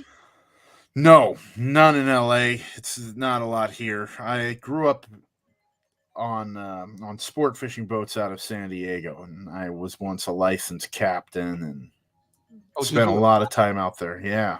Nice. Yeah, that's what I did right before I got my acting break. Before you got your act together? My acting break. Sorry, I was being. Gotcha. You were being punny. I was being punny and making a very, very stupid joke. Gross. To be a captain, were you a captain of a fishing boat? I wasn't a captain. I was a licensed captain, so like not number one in charge. I drove the boat at night and made sure we didn't get run over by aircraft carriers or run into tuna pens or over small boats, carrying people to America, that kind of thing. It's happened. Yeah. Just ran over the banana boat. No, like there's a lot of immigrants. Yeah, Mhm. folks try to make the border crossing in unlit pongas, Mhm. and My people, I understand. Did you ever yeah, encounter anything like that? yeah, I encountered unlit boats. You don't know what they are. They could be a fishing boat. You know, it's not. Oh no, my computer battery's running low. I think it'll be okay. But if I just all of a sudden die, that's what happened. Gotcha. Um, Just like on yeah. Sons of Anarchy. Oh God, that was the worst. Definitely not too soon. That was worse than my joke right there. Uh, Sorry, Your I'm new. character did die way too soon, man. Nobody was expecting that. yeah, that's why they did it. Right. I just meant the out of nowhere factor. That's Yeah. all. Yeah. But I like my closest call was with an aircraft carrier. You know, one of the I think they call them LSTs, like a smaller amphibious craft helicopter Mm-hmm. aircraft carrier. Yeah, it almost ran us over. Just Oh, man. scary. That seems because of San Diego and their like naval like presence down there. That seems like not a common thing, but like something that you would have to pay attention to down there. Exactly. Yeah, you do. A lot of naval traffic, all sorts of marine traffic. Okay. Okay. Okay. So, Phoenix is back in the chat wanting to know what's going on. We were talking about boat captaining boats. we were doing a boat captaining bracket. Yeah, Yes. exactly. We're talking specifically about type of boats that you captain Yeah. Night. at night. No. Yeah, aircraft carriers over fishing boats. They Yeah, win. there you go. Yeah, aircraft carriers will always take out the fishing boat. Yeah. Yeah, Phoenix said that that sounds like more fun, that she's only been a captain of a 1870 30-foot sailboat. Oh, that's so dope. Have Pretty you cool. ever like sailed a No, they sailboat invented before? engines in like 1910. Oh. Why would you insult every engineer born since then and use wind? Wind, who needs that? Dumb. All right. So just to finish up not to finish up the Disney bracket, but to finish up the what are we doing? Incredicoaster versus Mickey's Fun Wheel. Right. Let's see. Where am I at? I haven't. Right now, Incredicoaster is winning by 1. So if anybody wants to get in their last minute votes, we have the Incredicoaster versus Fun Wheel. Sorry, that was just another stupid joke for me to make. Going once, going twice. I'm gonna go ahead and call this one with the Incredicoaster. Go ahead and got that bracket. We're gonna get down to the final 4 here soon. It's gonna be exciting. Next up, I'm excited. I don't know about you. Next up, we have Guardians Mission Breakout versus Peter Pan's Flight.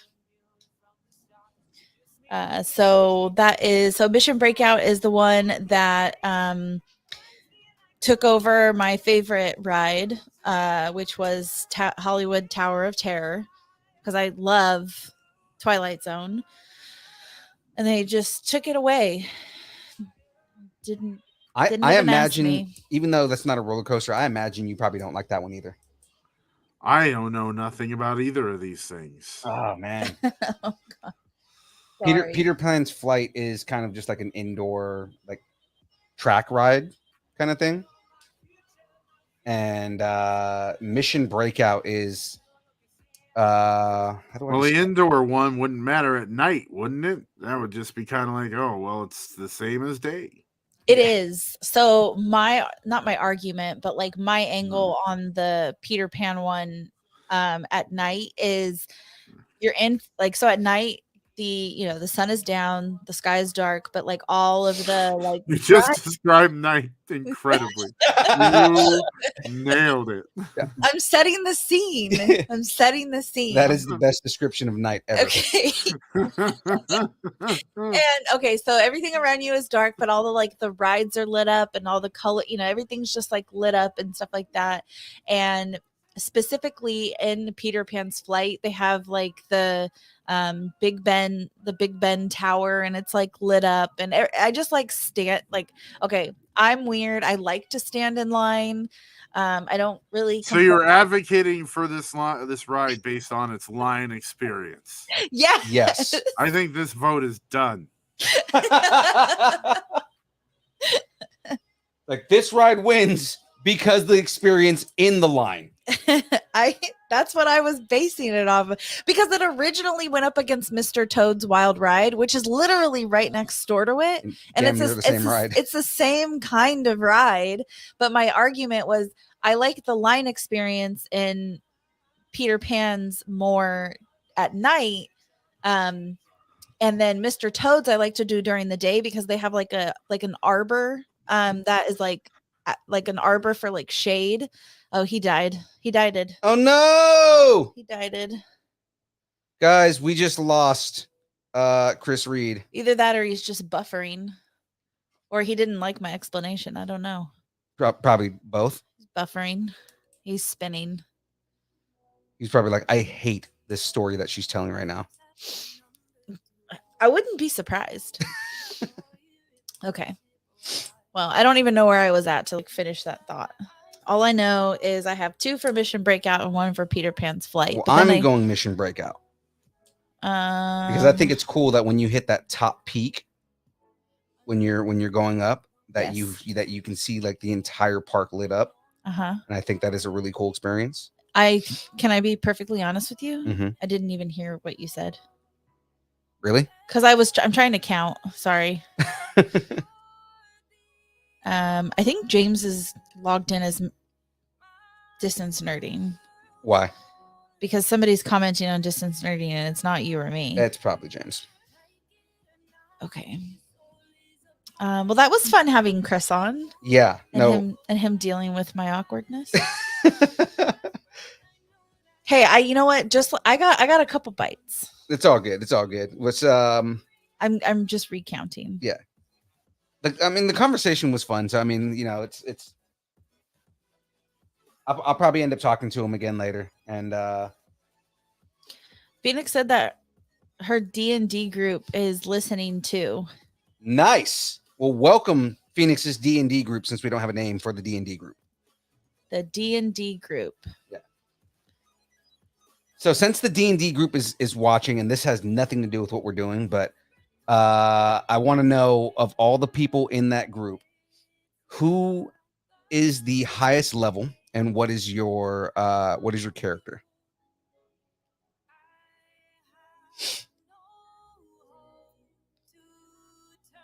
I'm halfway expecting someone to say, they come out and they go, it's like a level 52 dark elf.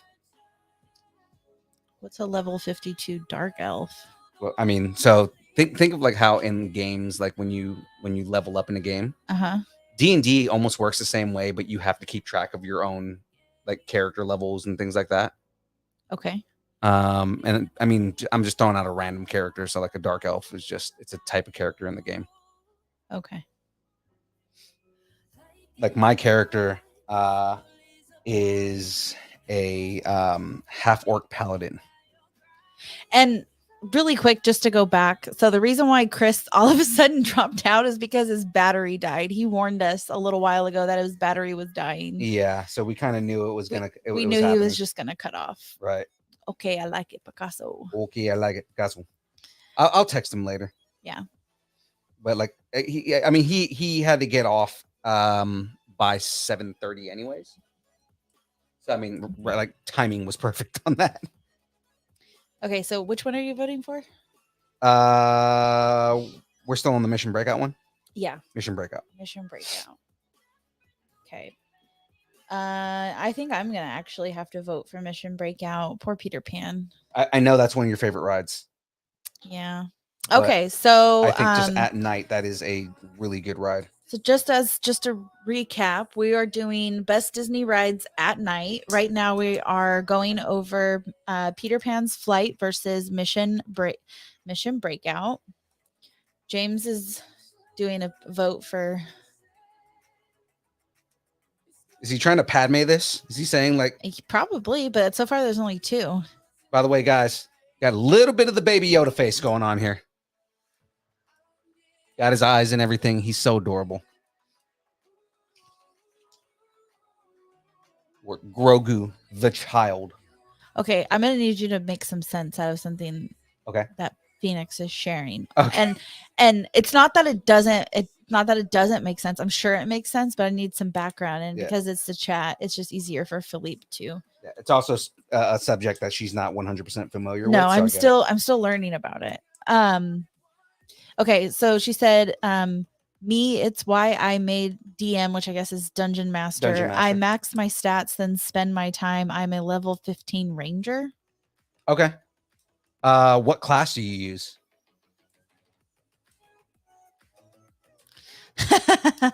What'd she say? It's James. I got a little bit of a Baby Yoda face, but it's because I'm 47 years old. All right, so I'm going to go ahead and close that one. Peter Pan versus Mission Breakout. Mission Breakout won that one. Next up, we have Alice in Wonderland versus Splash Mountain. That's a tough one for me. So it's the cool one versus the racist one.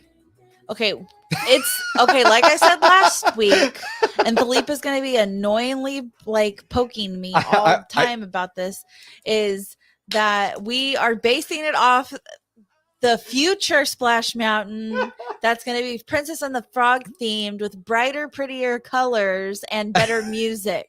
I just say that because I think it's funny, like to throw it out there in that way. Like, okay, the one that's based on racism. Okay. Yeah, totes. Okay. So far we have one for Alice and one for one for Alice and 3 for Splash Mountain. I don't know. I think like I understand people don't want to go on who wants to go on a water ride at night. Right. So like I understand that.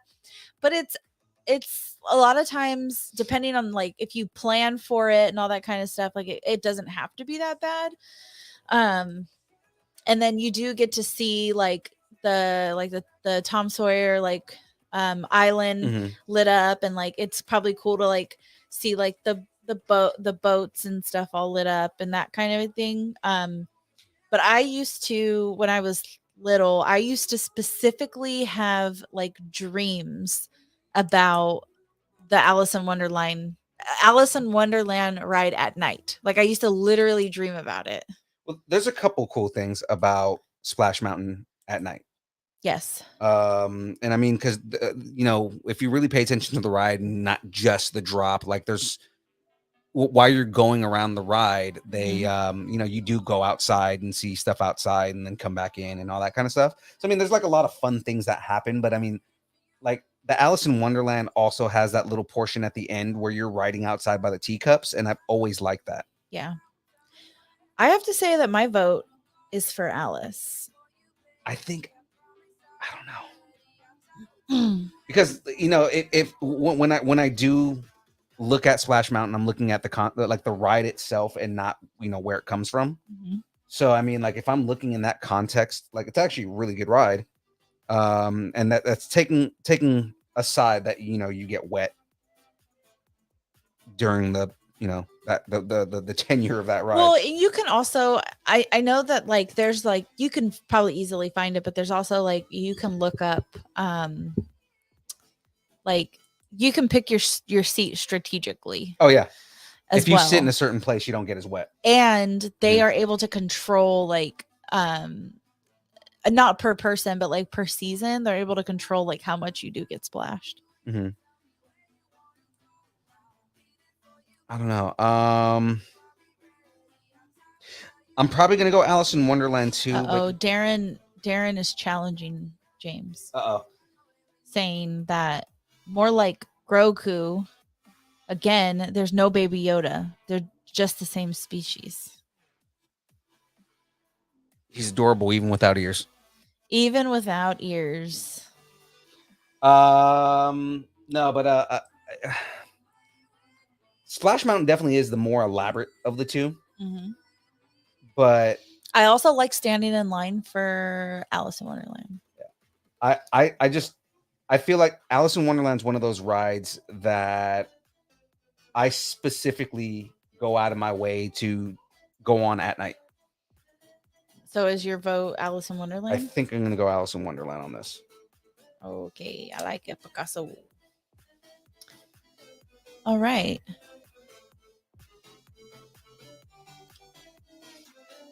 Okay. James also brought up a good point that you have to factor in that you're sitting in someone else's wet crotch while while the boat goes slower through the water. Okay, I'll allow it. That sounds like something one of the errands would say. Yeah. I mean, you do have to factor in that you are sitting in someone's wet crotch. So. Oh, goodness gracious.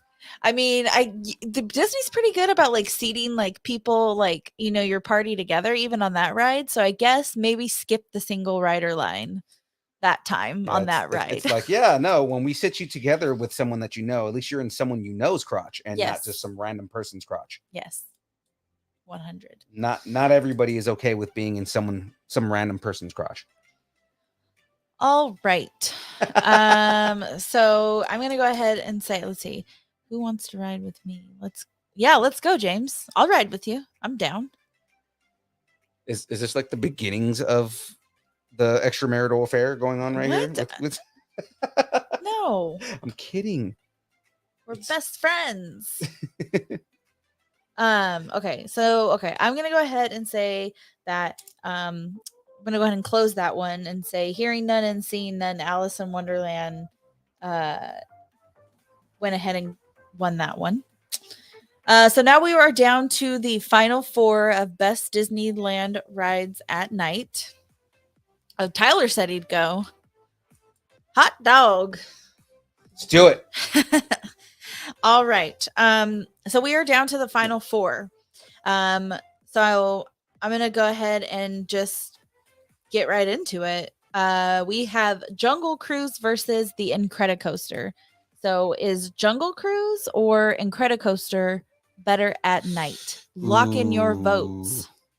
That's a hard one. These are both rides that I really like at night. So this is post-ride chafing. What? James is just factoring in post-ride chafing. Post-ride chafing. Okay. Okay. All right. Post-ride chafing. I mean, I feel it. I feel it. I think that's why I've never been like a super fan of like, but with Splash Mountain, if you bring like an extra set of clothes, there's a restroom over there. You could easily like switch into something that is like more comfortable and then go back in and like change into something like, you know, dry or whatever. Let me slip into something more comfortable. Yes. Okay, so right now I have one for Jungle and one for Incredicoaster. What is yours, Jack? I'm gonna say Jungle Cruise. Okay. You weren't expecting that? No, I don't know which one I want to go for.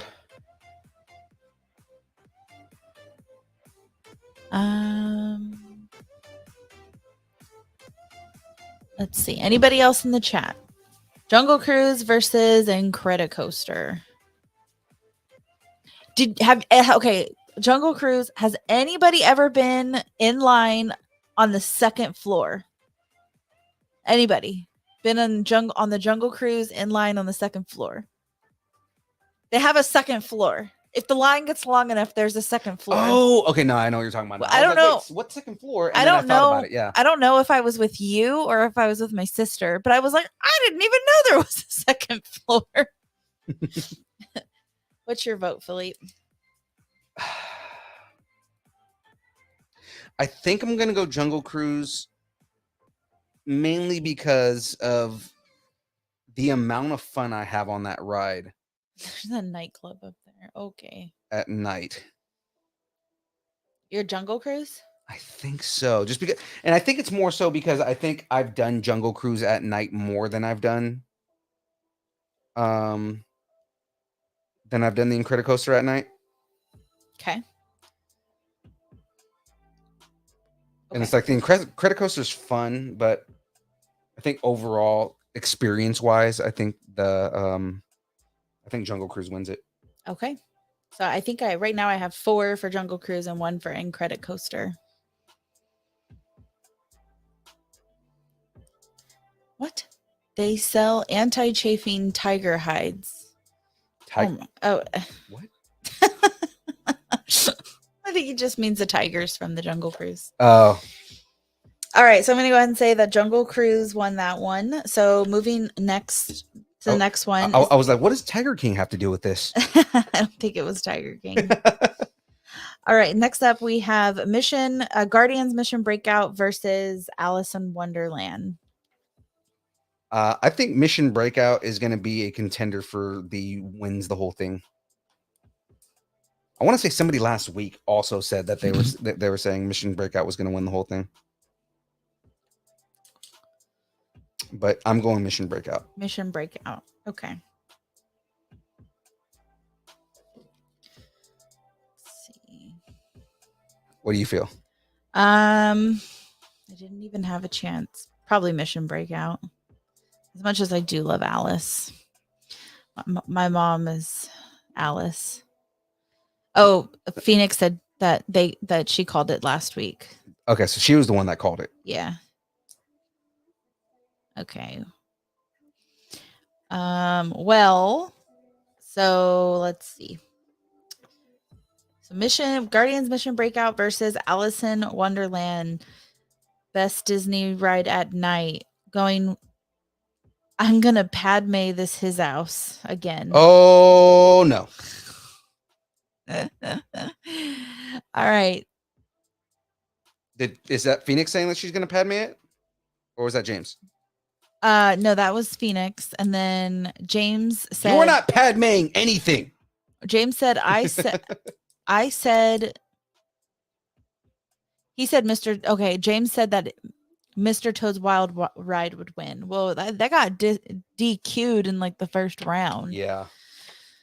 All right, so I'm going to go ahead and call this one saying Mission Breakout. Okay, now we have the final 2.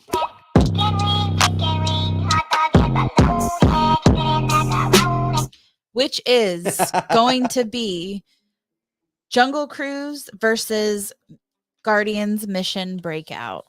Oh, Guardians for me. Okay.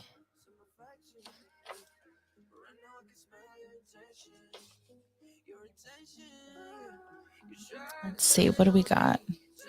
Chilling with my homies. Jungle Cruise. Let's see.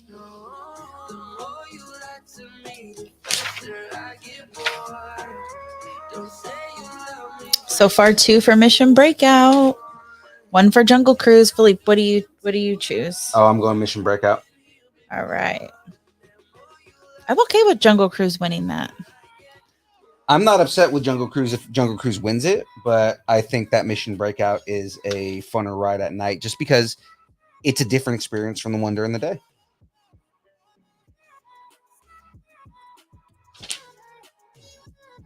Okay. All right, what do we got? So far, we have 5 for Mission Breakout and 1 for Jungle Cruise. So I'm going to go ahead and call that one with, since it's at night, I'm going to say Mission Breakout because you can't see.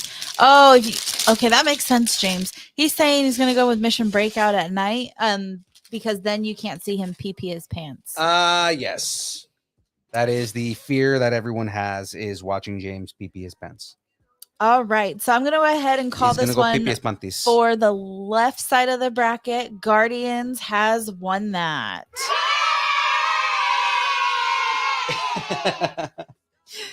All right. Let's see how much time we have. Got about left. 15 minutes, so I'm gonna finish out the rest of this just because this is the last bag, and I might as well. Do we have any new business, old business, or pressing issues? New business. So guys, for those of you that watch our Wednesday show, we are doing the Wednesday show early. And the reason is because on Wednesday, for those of you who are in Sacramento, we will be doing a Star Wars event at the Crest Theater with a bunch of Star Wars actors. And so because of that, we are going to be doing the download a day early. And tomorrow we have Mike from Stockton Con on the show, and we're going to talk about the history of Stockton Con and Lodi Con and these cons that are coming up pretty soon. Okay. So that is a pressing thing we've got going on here. Okay. New news, old news. Now also, if you're not going to be joining us at the Crest, there's also a lightsaber battle that our buddies at Kyber Cave are going to Shut up and take my money. And that's going to be another fun thing. So if you guys want to check that out, we should have that posted in the Nerdings in Post. But that is another event that's going on tomorrow or on Wednesday. And I mean, just catch a bunch of people with lightsabers beating the crap out of each other with lightsabers. Are you guys talking about Moon Knight?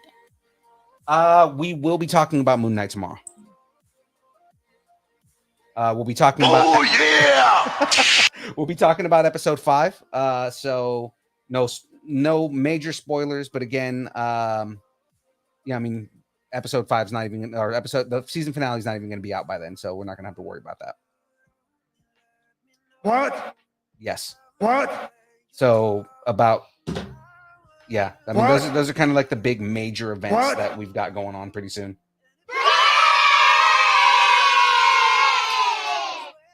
There we go. Is it okay? James says Phoenix will be at Saber Battle. Is that really Saber Battle, or did he spell rattle wrong? No, it's the Saber Battle. Saber Battle. Oh, okay. Yeah. So yeah, Phoenix will be attending the Saber Battle on Wednesday. On Wednesday. Oh, okay. Jackie will also be at Star Wars screening. Yeah. Heck yeah, I will. Remember, Jackie only likes things that are over 20 years old, and this movie, and we're watching the original version of the movie that was released in 1977. It fits the criteria. It fits the criteria for Jackie, which is funny because Jackie just watched the original movie recently, so it's like, how recently? No, I still lived down in the Bay Area when we watched it. The first Star Wars movie? I think so. Oh, that's right. I forced you to watch the original one. Yes. Jackie just watched like the entire series recently, though. Yes, I did. Like all the movies, because she only watched the first movie, the New Hope.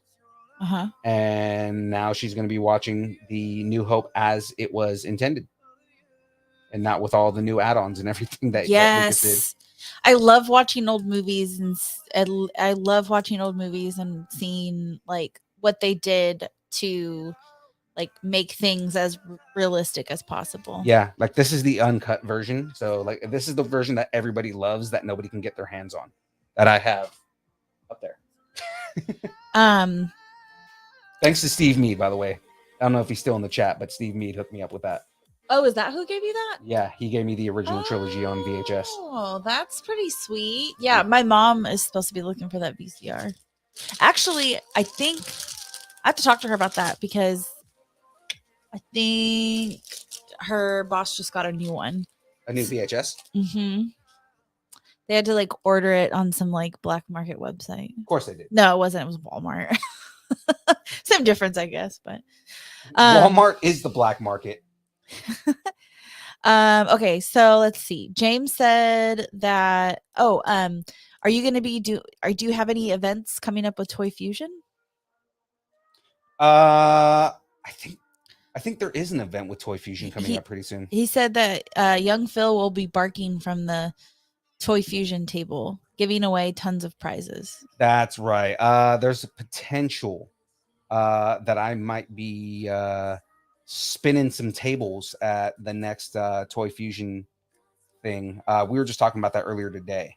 Actually, James, do you have the date on that? Just to throw everybody out there, because whether we're there or not, I really want people to support that if you're local, because those toy cons are super fun. And then so Phoenix is saying that her co-host from Mysterium Terrendum. I have a speech impediment. You can't judge me. I try. Will also be at Saber Battle. Okay, cool. What is Saber Battle? That's, again, it's like a big, massive battle, like lightsaber battle that they're having on Star Wars Day. Cool. That sounds cool. The thing is that on Star Wars Day, we're also, that's we're not going to be able to make it because we're going to be with Tim Donaldson and Alan Fernandez and all the old Star Wars actors watching Star Wars. Oh, he said that those are two separate things, but Toy Fusion's swap is May 29th. That's what it was. All right. Let's see. What else will we be? What else is going on? Mother's Day is coming up. Mother's Day is coming up. LoadIcon is on Mother's Day. I will be doing wedding stuff on Mother's Day. And I will be going to breakfast by myself at the Red Oak Victory Ship in Richmond. Oh, are you going to Red Oak? Yeah, and then the wedding place changed my time to 6:00 at night. Yes. Holy crap! Because they're doing like a Mother's Day brunch there. Gotcha. I was like, well, damn, can I come to the brunch? I know. Shit. Am I not invited to the brunch? That's what I should have said to her. Like, okay, well, how about I just come to the brunch? That sounds good to me. I like brunch. I like brunch. No, I bought tickets to the have Mother's Day breakfast at the Red Oak Victory in Richmond. And then I will probably go see my mom and then I'd probably see my mom on, I don't know. Moving it to 6:00 was really an inconvenience. If you guys want to see Jackie in a dress, I'm not going to wear a dress to that thing. I mean, anytime I think people dress up and go there, I think they appreciate it. But no, I'm going by myself, and I don't really just going because I was like, oh, I have to be in the Bay Area. I was like, and they're having this event, so I'll just go to the event. Then they changed the time on me. I'm literally going to be down there all day, and it's a Sunday. And then it doesn't make any sense to go see my mom because I'd go from Richmond to Napa to back across the bridge. Right. So that would be a long day.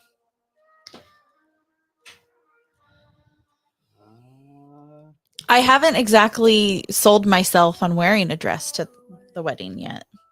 To our wedding? Yeah. I'm still trying to get away with jeans and a t-shirt. Just not gonna wear. I think everybody should be more excited about what Philippe looks like than what I look like. Because Philippe went and bought a new custom suit. Yeah. And he looks very nice. Even though she hasn't seen the suit yet. I think she's just assuming because she likes the way I look in the suit. You're very darling. Yeah, but you're biased. You actually like me. Yeah. That's nice. We have anything else we're talking about? James still in the chat? Yeah. Okay. I'm just wondering because normally I have to look at our schedule to see what's going on, and I'm building stuff. Oh, you don't know off the top of your head? Not all the time. Oh no. Oh no. You have, is it Powerhouse? Powerhouse Comic-Con is coming up. That's 2 weeks. It's in Pleasanton. In Pleasanton, California. I am extremely excited for that. We've got a couple of different interviews lined up for that day. Particularly, I'm excited for Jesse Flowers. Mhm. And I mean, not that I'm not excited for Lord Bloodraw, who not us with Distance Nerding, but with another podcast I interviewed before. And he's like a super cool dude. But I'm just really excited for Jessie Flowers because if you're a fan of Avatar, she is Toph Beifong, who's like easily one of the best characters on that show. Yeah. That's exciting. Very. Okay, so next week we're gonna do the right side of the bracket of best Disneyland ride at night. That will go up against Guardians Mission Breakout. If you are looking forward to that bracket, these are the rides that you can look forward to. Pirates of the Caribbean versus Roger Rabbit's Cartoon Spin. Matterhorn versus Disneyland Railroad. Indiana Jones versus Autotopia. Star Tours versus Finding Nemo Submarine Voyage.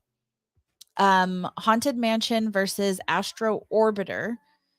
Soarin' over California, or Soarin' over, I guess it's just Soarin' now. Versus the Mad Tea Party. And then Radiator Springs Racers versus Dumbo. And then last but not least, It's a Small World versus the Winnie the Pooh ride. It's a small world after all.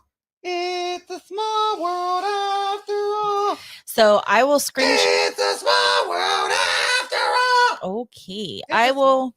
Small world. Sorry.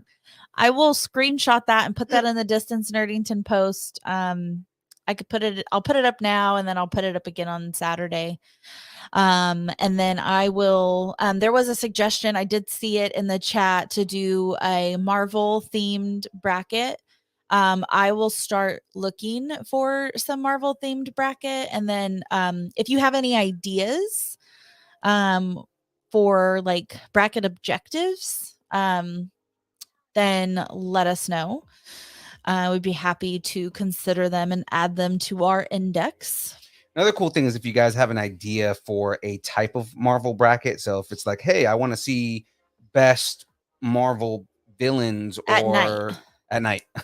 But I mean, like, just if you have a suggestion for something that you want to see, let us know and we can also build a bracket. So yes, I am actually working on a bracket that we will do in the next couple of weeks that I'm building sort of from scratch. Should I share what that is or leave them hanging? Cliffhanger? You maybe a hint. What? If you give them a hint. Well, I'm still working on it and weeding them out and like trying to make them interesting, but essentially it is going to be probably more appropriate for like the summer months. Mm-hmm. I got really freaked out because I didn't know who was talking right now, but it was Alexa telling us to put the garbage out.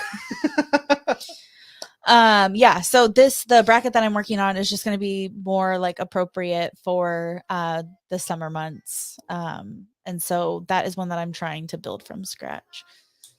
Yeah, it's exciting. The one that she's building right now. She's been building it for a little while. And I'm excited because it's like super fun. Yeah, I think it'll definitely be nostalgic. Very. So if you're into nostalgia, then actually that just gave me an idea. If you're into nostalgia, then you will have a lot of fun on that bracket. It's a very good all ages bracket. Yeah. So okay. Do we have anything else? Just trying to stretch time as I finish this build. How many more do you have to go? It's just whatever's left on the table right here. I'm just building the top of his head. Oh, okay. Let's see. Oh, I guess can we talk about what we did this weekend? Sure. So we went to, what was it called? Cool. I think it was called Cool Election or. Let me go back and look because I followed a couple of the guys. Where did it go? Where my friends at? I'm looking forward to. Here we go. No, that's not it. The Collectible Show. Yes, it was up in Roseville. Mhm. Lots of collectible toys. And then what else did they have there? I don't think What else? Jackie realizes how big the Funko market is. No, I do. So like my whole role in that outing was you guys were doing your mixing and mingling and I was like looking for the stuff. Yeah. So they were like taking their time going and like talking to everybody and doing all that kind of stuff, and I'm like, all right, I'm here on a mission, I'm looking for stuff, and I just went and looked at all the tables for all the things we had on our list. Yeah, it was the Jackie mission breakout. And then when we got done, I was like, I didn't find anything. There were some specific things we were looking for, and I think a lot of those probably got pulled early because people are planning on going to LoadIcon. Yeah. And seeing some of the celebrities that are like, that have those characters. Because every time I asked for specific characters, pretty much everyone was like, yeah, no, I sold them already. So Cam wants to see the Funko collection, but there's a reel with them in it actually. Yeah. Is that on TikTok or Instagram? Both. Okay. Okay, I like it, Picasso. Okay, I like it, Picasso. I have to go back and look at it. What's this? Okay, I like it, Picasso. Oh, that's what I can do. Go here. Here. It is the. No, that's not it. That's not it. Oh, it is the one that he posted. How do you see a date on here? I don't think it has dates on it. Oh, well, I'll tell you this. It's the one with 1,043 views. Oh, can I get children screaming at that one? There we go. That's the only distinguishing thing I see about it. It's like, give me the children, screaming wildly, and the children go wild. Shut up and take my money. They took my money already. Oh.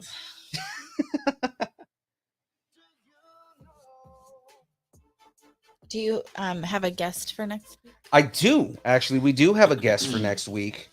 So, ladies and gentlemen, I'm very proud and excited to announce that the amazing and talented Mary Gibbs will be on the show next week. If you are unfamiliar with who Mary Gibbs is, then you might want to go watch Monsters Inc. Kitty. She is Boo from Monsters Inc. Mike Wazowski. Oh, yeah!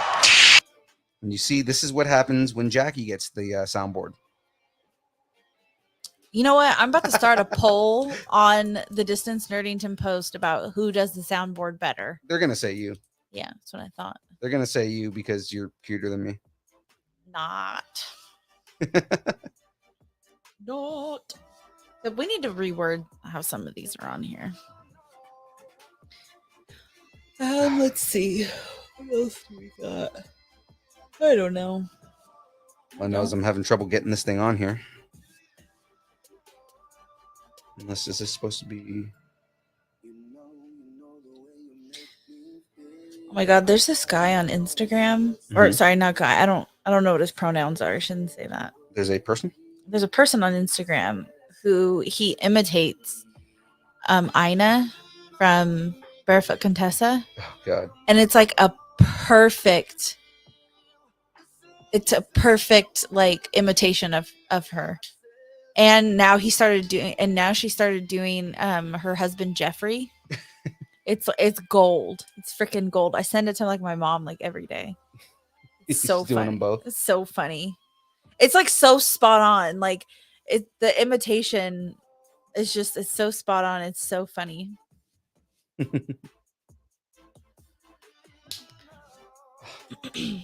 Where are we at with the Grogu? It's not wanting to snap together right here. Snap, crackle, pop. Oops, that's the wrong one. Sorry. Are you doing chicken wing? No. So I'm trying to anticipate. What? Just let it happen. What? Just let the whole thing happen. Thanks for watching. Don't forget to like and subscribe. Oh yeah. Why is this not connecting? I don't know. You getting tired? I'm ready for bed.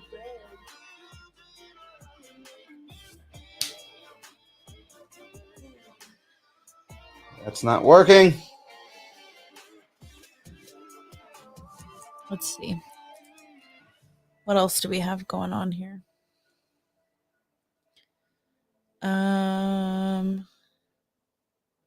No. Oh, I see where I messed up. Oh, yeah, you did. Mm-hmm. Yeah, you did. I see where I messed this up. I What happened? read something wrong. And it still made me. Oh my gosh, Becky. Look at her butt. James posted on the Distance Nerdington Post, HBO has released a trailer in its upcoming 2-part documentary, George Carlin's American Dream, Part 1, takes the stage on May 20th. I feel, I saw that. you know how Chris was saying he's an 80-year-old man? Yeah. I feel like George Carlin is my freaking spirit animal.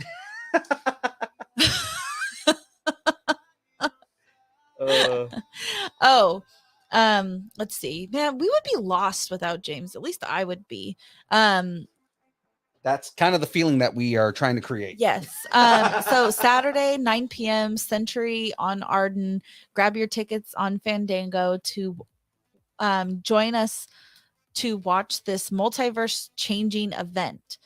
So Doctor Strange Saturday, Century on Arden. If anybody wants to meet Ray, he will be making a special appearance. Raider Ray is going to be in the building. He is going to be in the building. That's very exciting. I'm excited. You're finally going to get to meet Raider Ray? Yes. We're gonna be best friends. We're just going to get super wasted. Yeah. And scream at the top of our lungs. We're just going to spend our life savings at the movie theater. I mean, that's what you have to do just to get popcorn. Yes. So. Yes. Oh, I'm excited. I'm excited about this. I'm excited. Well, good. I want you to be excited. Okay, so this is the back of his head. Phoenix posted the 5 love languages. Words of affirmation. Your tacos are delicious. Yes. Acts of service. I made you tacos. Yes. Mijo, you want me to serve you? Sí, por favor. Acts of receiving gifts. Here's a taco. Quality time. Let's go out for tacos together. Which is basically how Philippe and I fell in love. Yes. Which is, I guess, fitting that we'll have tacos at the wedding. Yeah, the majority of our dates have been taco dates. Yeah. Physical touch. Let me hold you like a taco. I would say physical touch, taco-wise, with me would be don't touch my taco. Yeah. If you touch my taco, I take your hand. No te metes en mi vida. Haven't heard that one in a while. ¿Está bien? Está bien. Okay. Todo bien. Okay. Okay, I like it, Picasso. Cam does not want any spoilers for the movie. I am unable to see it this week. All good, man. We usually wait for spoiler reviews until after the show or until after we've given everybody a chance to watch the movie. So you don't have to worry about us doing like a spoiler review on it. No posting. No. We have specific groups for that was just a general announcement. Okay. I was gonna say because we do have like specific groups for spoilers if people are interested in spoilers. Or it's a group that we're up that members of our group are a part of. That's not something that we make or that we sponsor. Can I talk about this other post that's on here that is from somebody else? Yeah. Looks like Ryan Persimmon, a part of from Nerd Culture, is doing a 20th anniversary Spider-Man 2002 live watch along. That's tomorrow, and Phoenix is going to be a part of that. Dang. Does she have like the thing that Hermione had to be in 2 places at one time? Well, no, because the only reason I'm not doing it is because we had to move our stream to tomorrow for Load Icon, and because Wednesday we have that event. Sure. Otherwise, I would have been on that too. Got it. Okay, yeah. So it looks like, so I guess if you want to know more information on this 20th anniversary Spider-Man Watchathon, you can go to the Distance Nerdington post and see what Ryan Persimmon posted. Permison, sorry.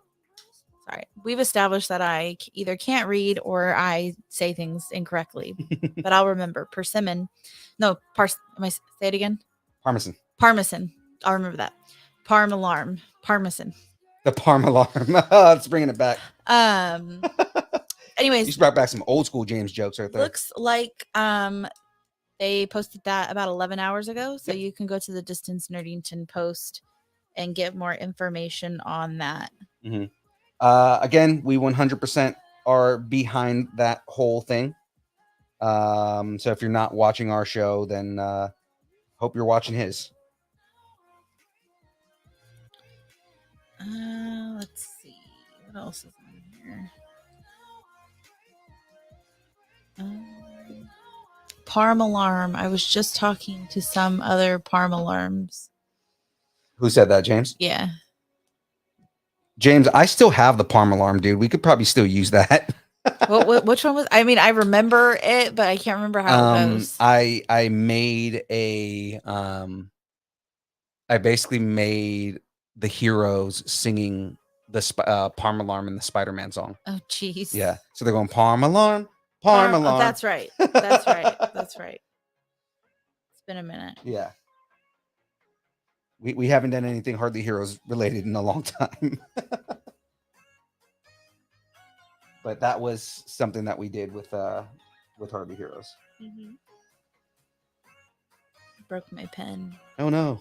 Oh yeah, I just pulled the thing off. I'm almost done with the child, guys. I appreciate everybody who's sticking along. SOCKS, it's 2022. We move on. It says SOK. Oh, okay. Oh, SOK. Is he saying SOK? SOK. It's okay. It's okay. That's actually a phrase I learned from my previous one of my friends. Anytime he pulled somebody over that had expired registration or he was going to arrest them, and they would pretend like they didn't speak English, and they would just say, "It's okay. It's okay." And he's like, "I'm towing your car," and they'd go, "Oh, it's okay." So then we just made it a joke and just say, "It's okay."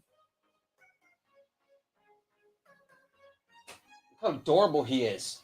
Are we done with him? Almost. I'm making his little the little ball that he holds. Oh, what is the little ball? So in the show, there's this little metal ball that he holds. It's like the top of the shift knob, and he would always like take it off and hold it. Is there a purpose behind that?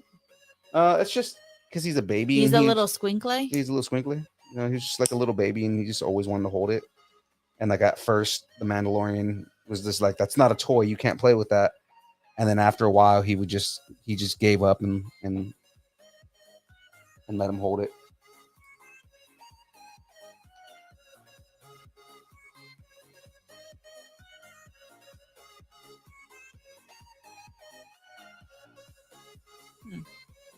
And he gets to hold his little ball. The last thing I got to build is just the mount for the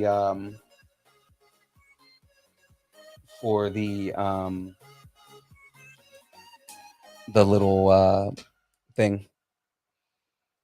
I can't see that. It's like a I don't know how to say it. It's a like the sign that says that he's the child, that whole thing. Like the little display sign thing that it comes with. So I am almost done. This is the last thing I got to build. Bob the Builder. Can he fix it? Bob the Builder. No, he can't. No, yes, he can. A la puta que no puede hacer nada. Hey. Cálmate, ya pues. Toda la mierda aquí está quebrado, Hey, hijo de puta. we say miércoles. Toda la miércoles aquí está quebrado. No puede hacer nada. You're not nada. Que todas las cosas aquí son jodidos. If you understand what I'm saying, congratulations, you speak Spanish.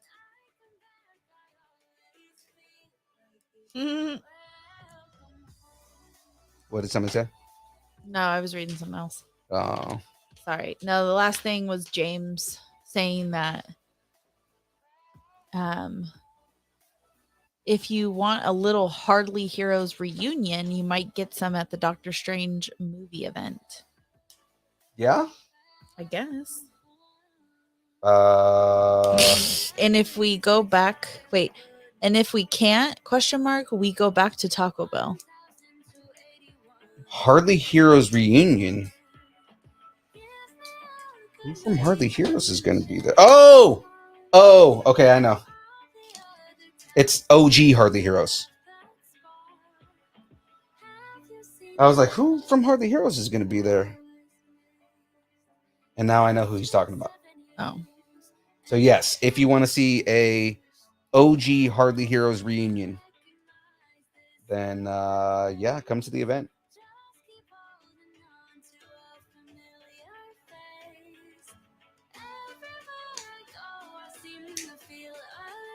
And then the little baby Yoda.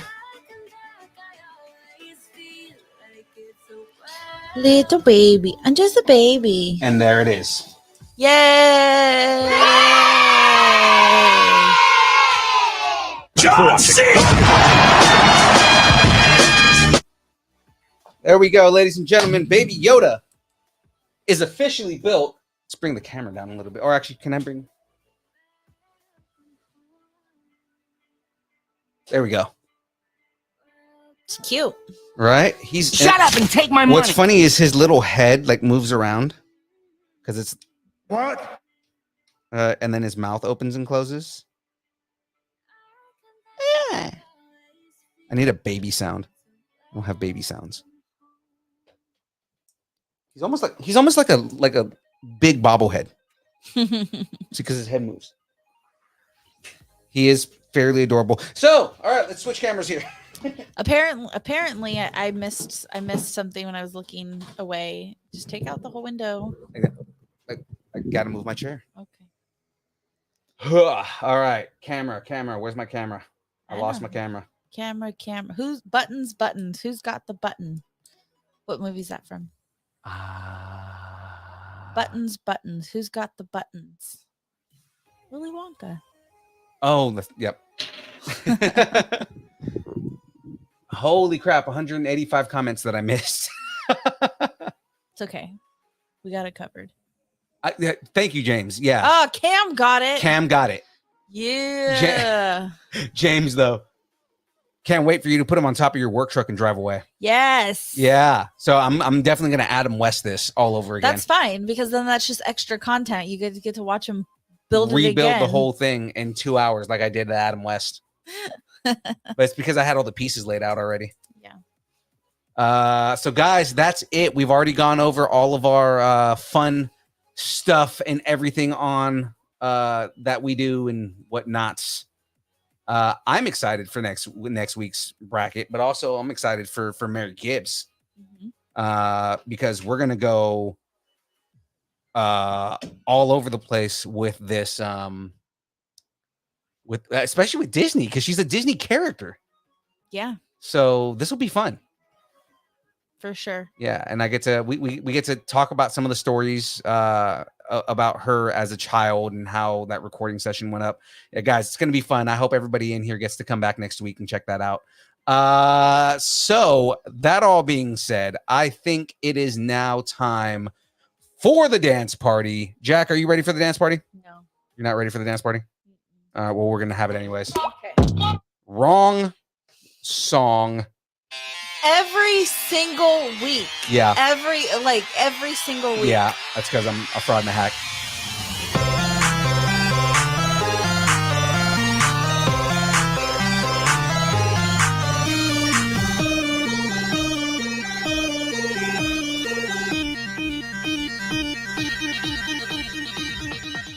Distance nerding.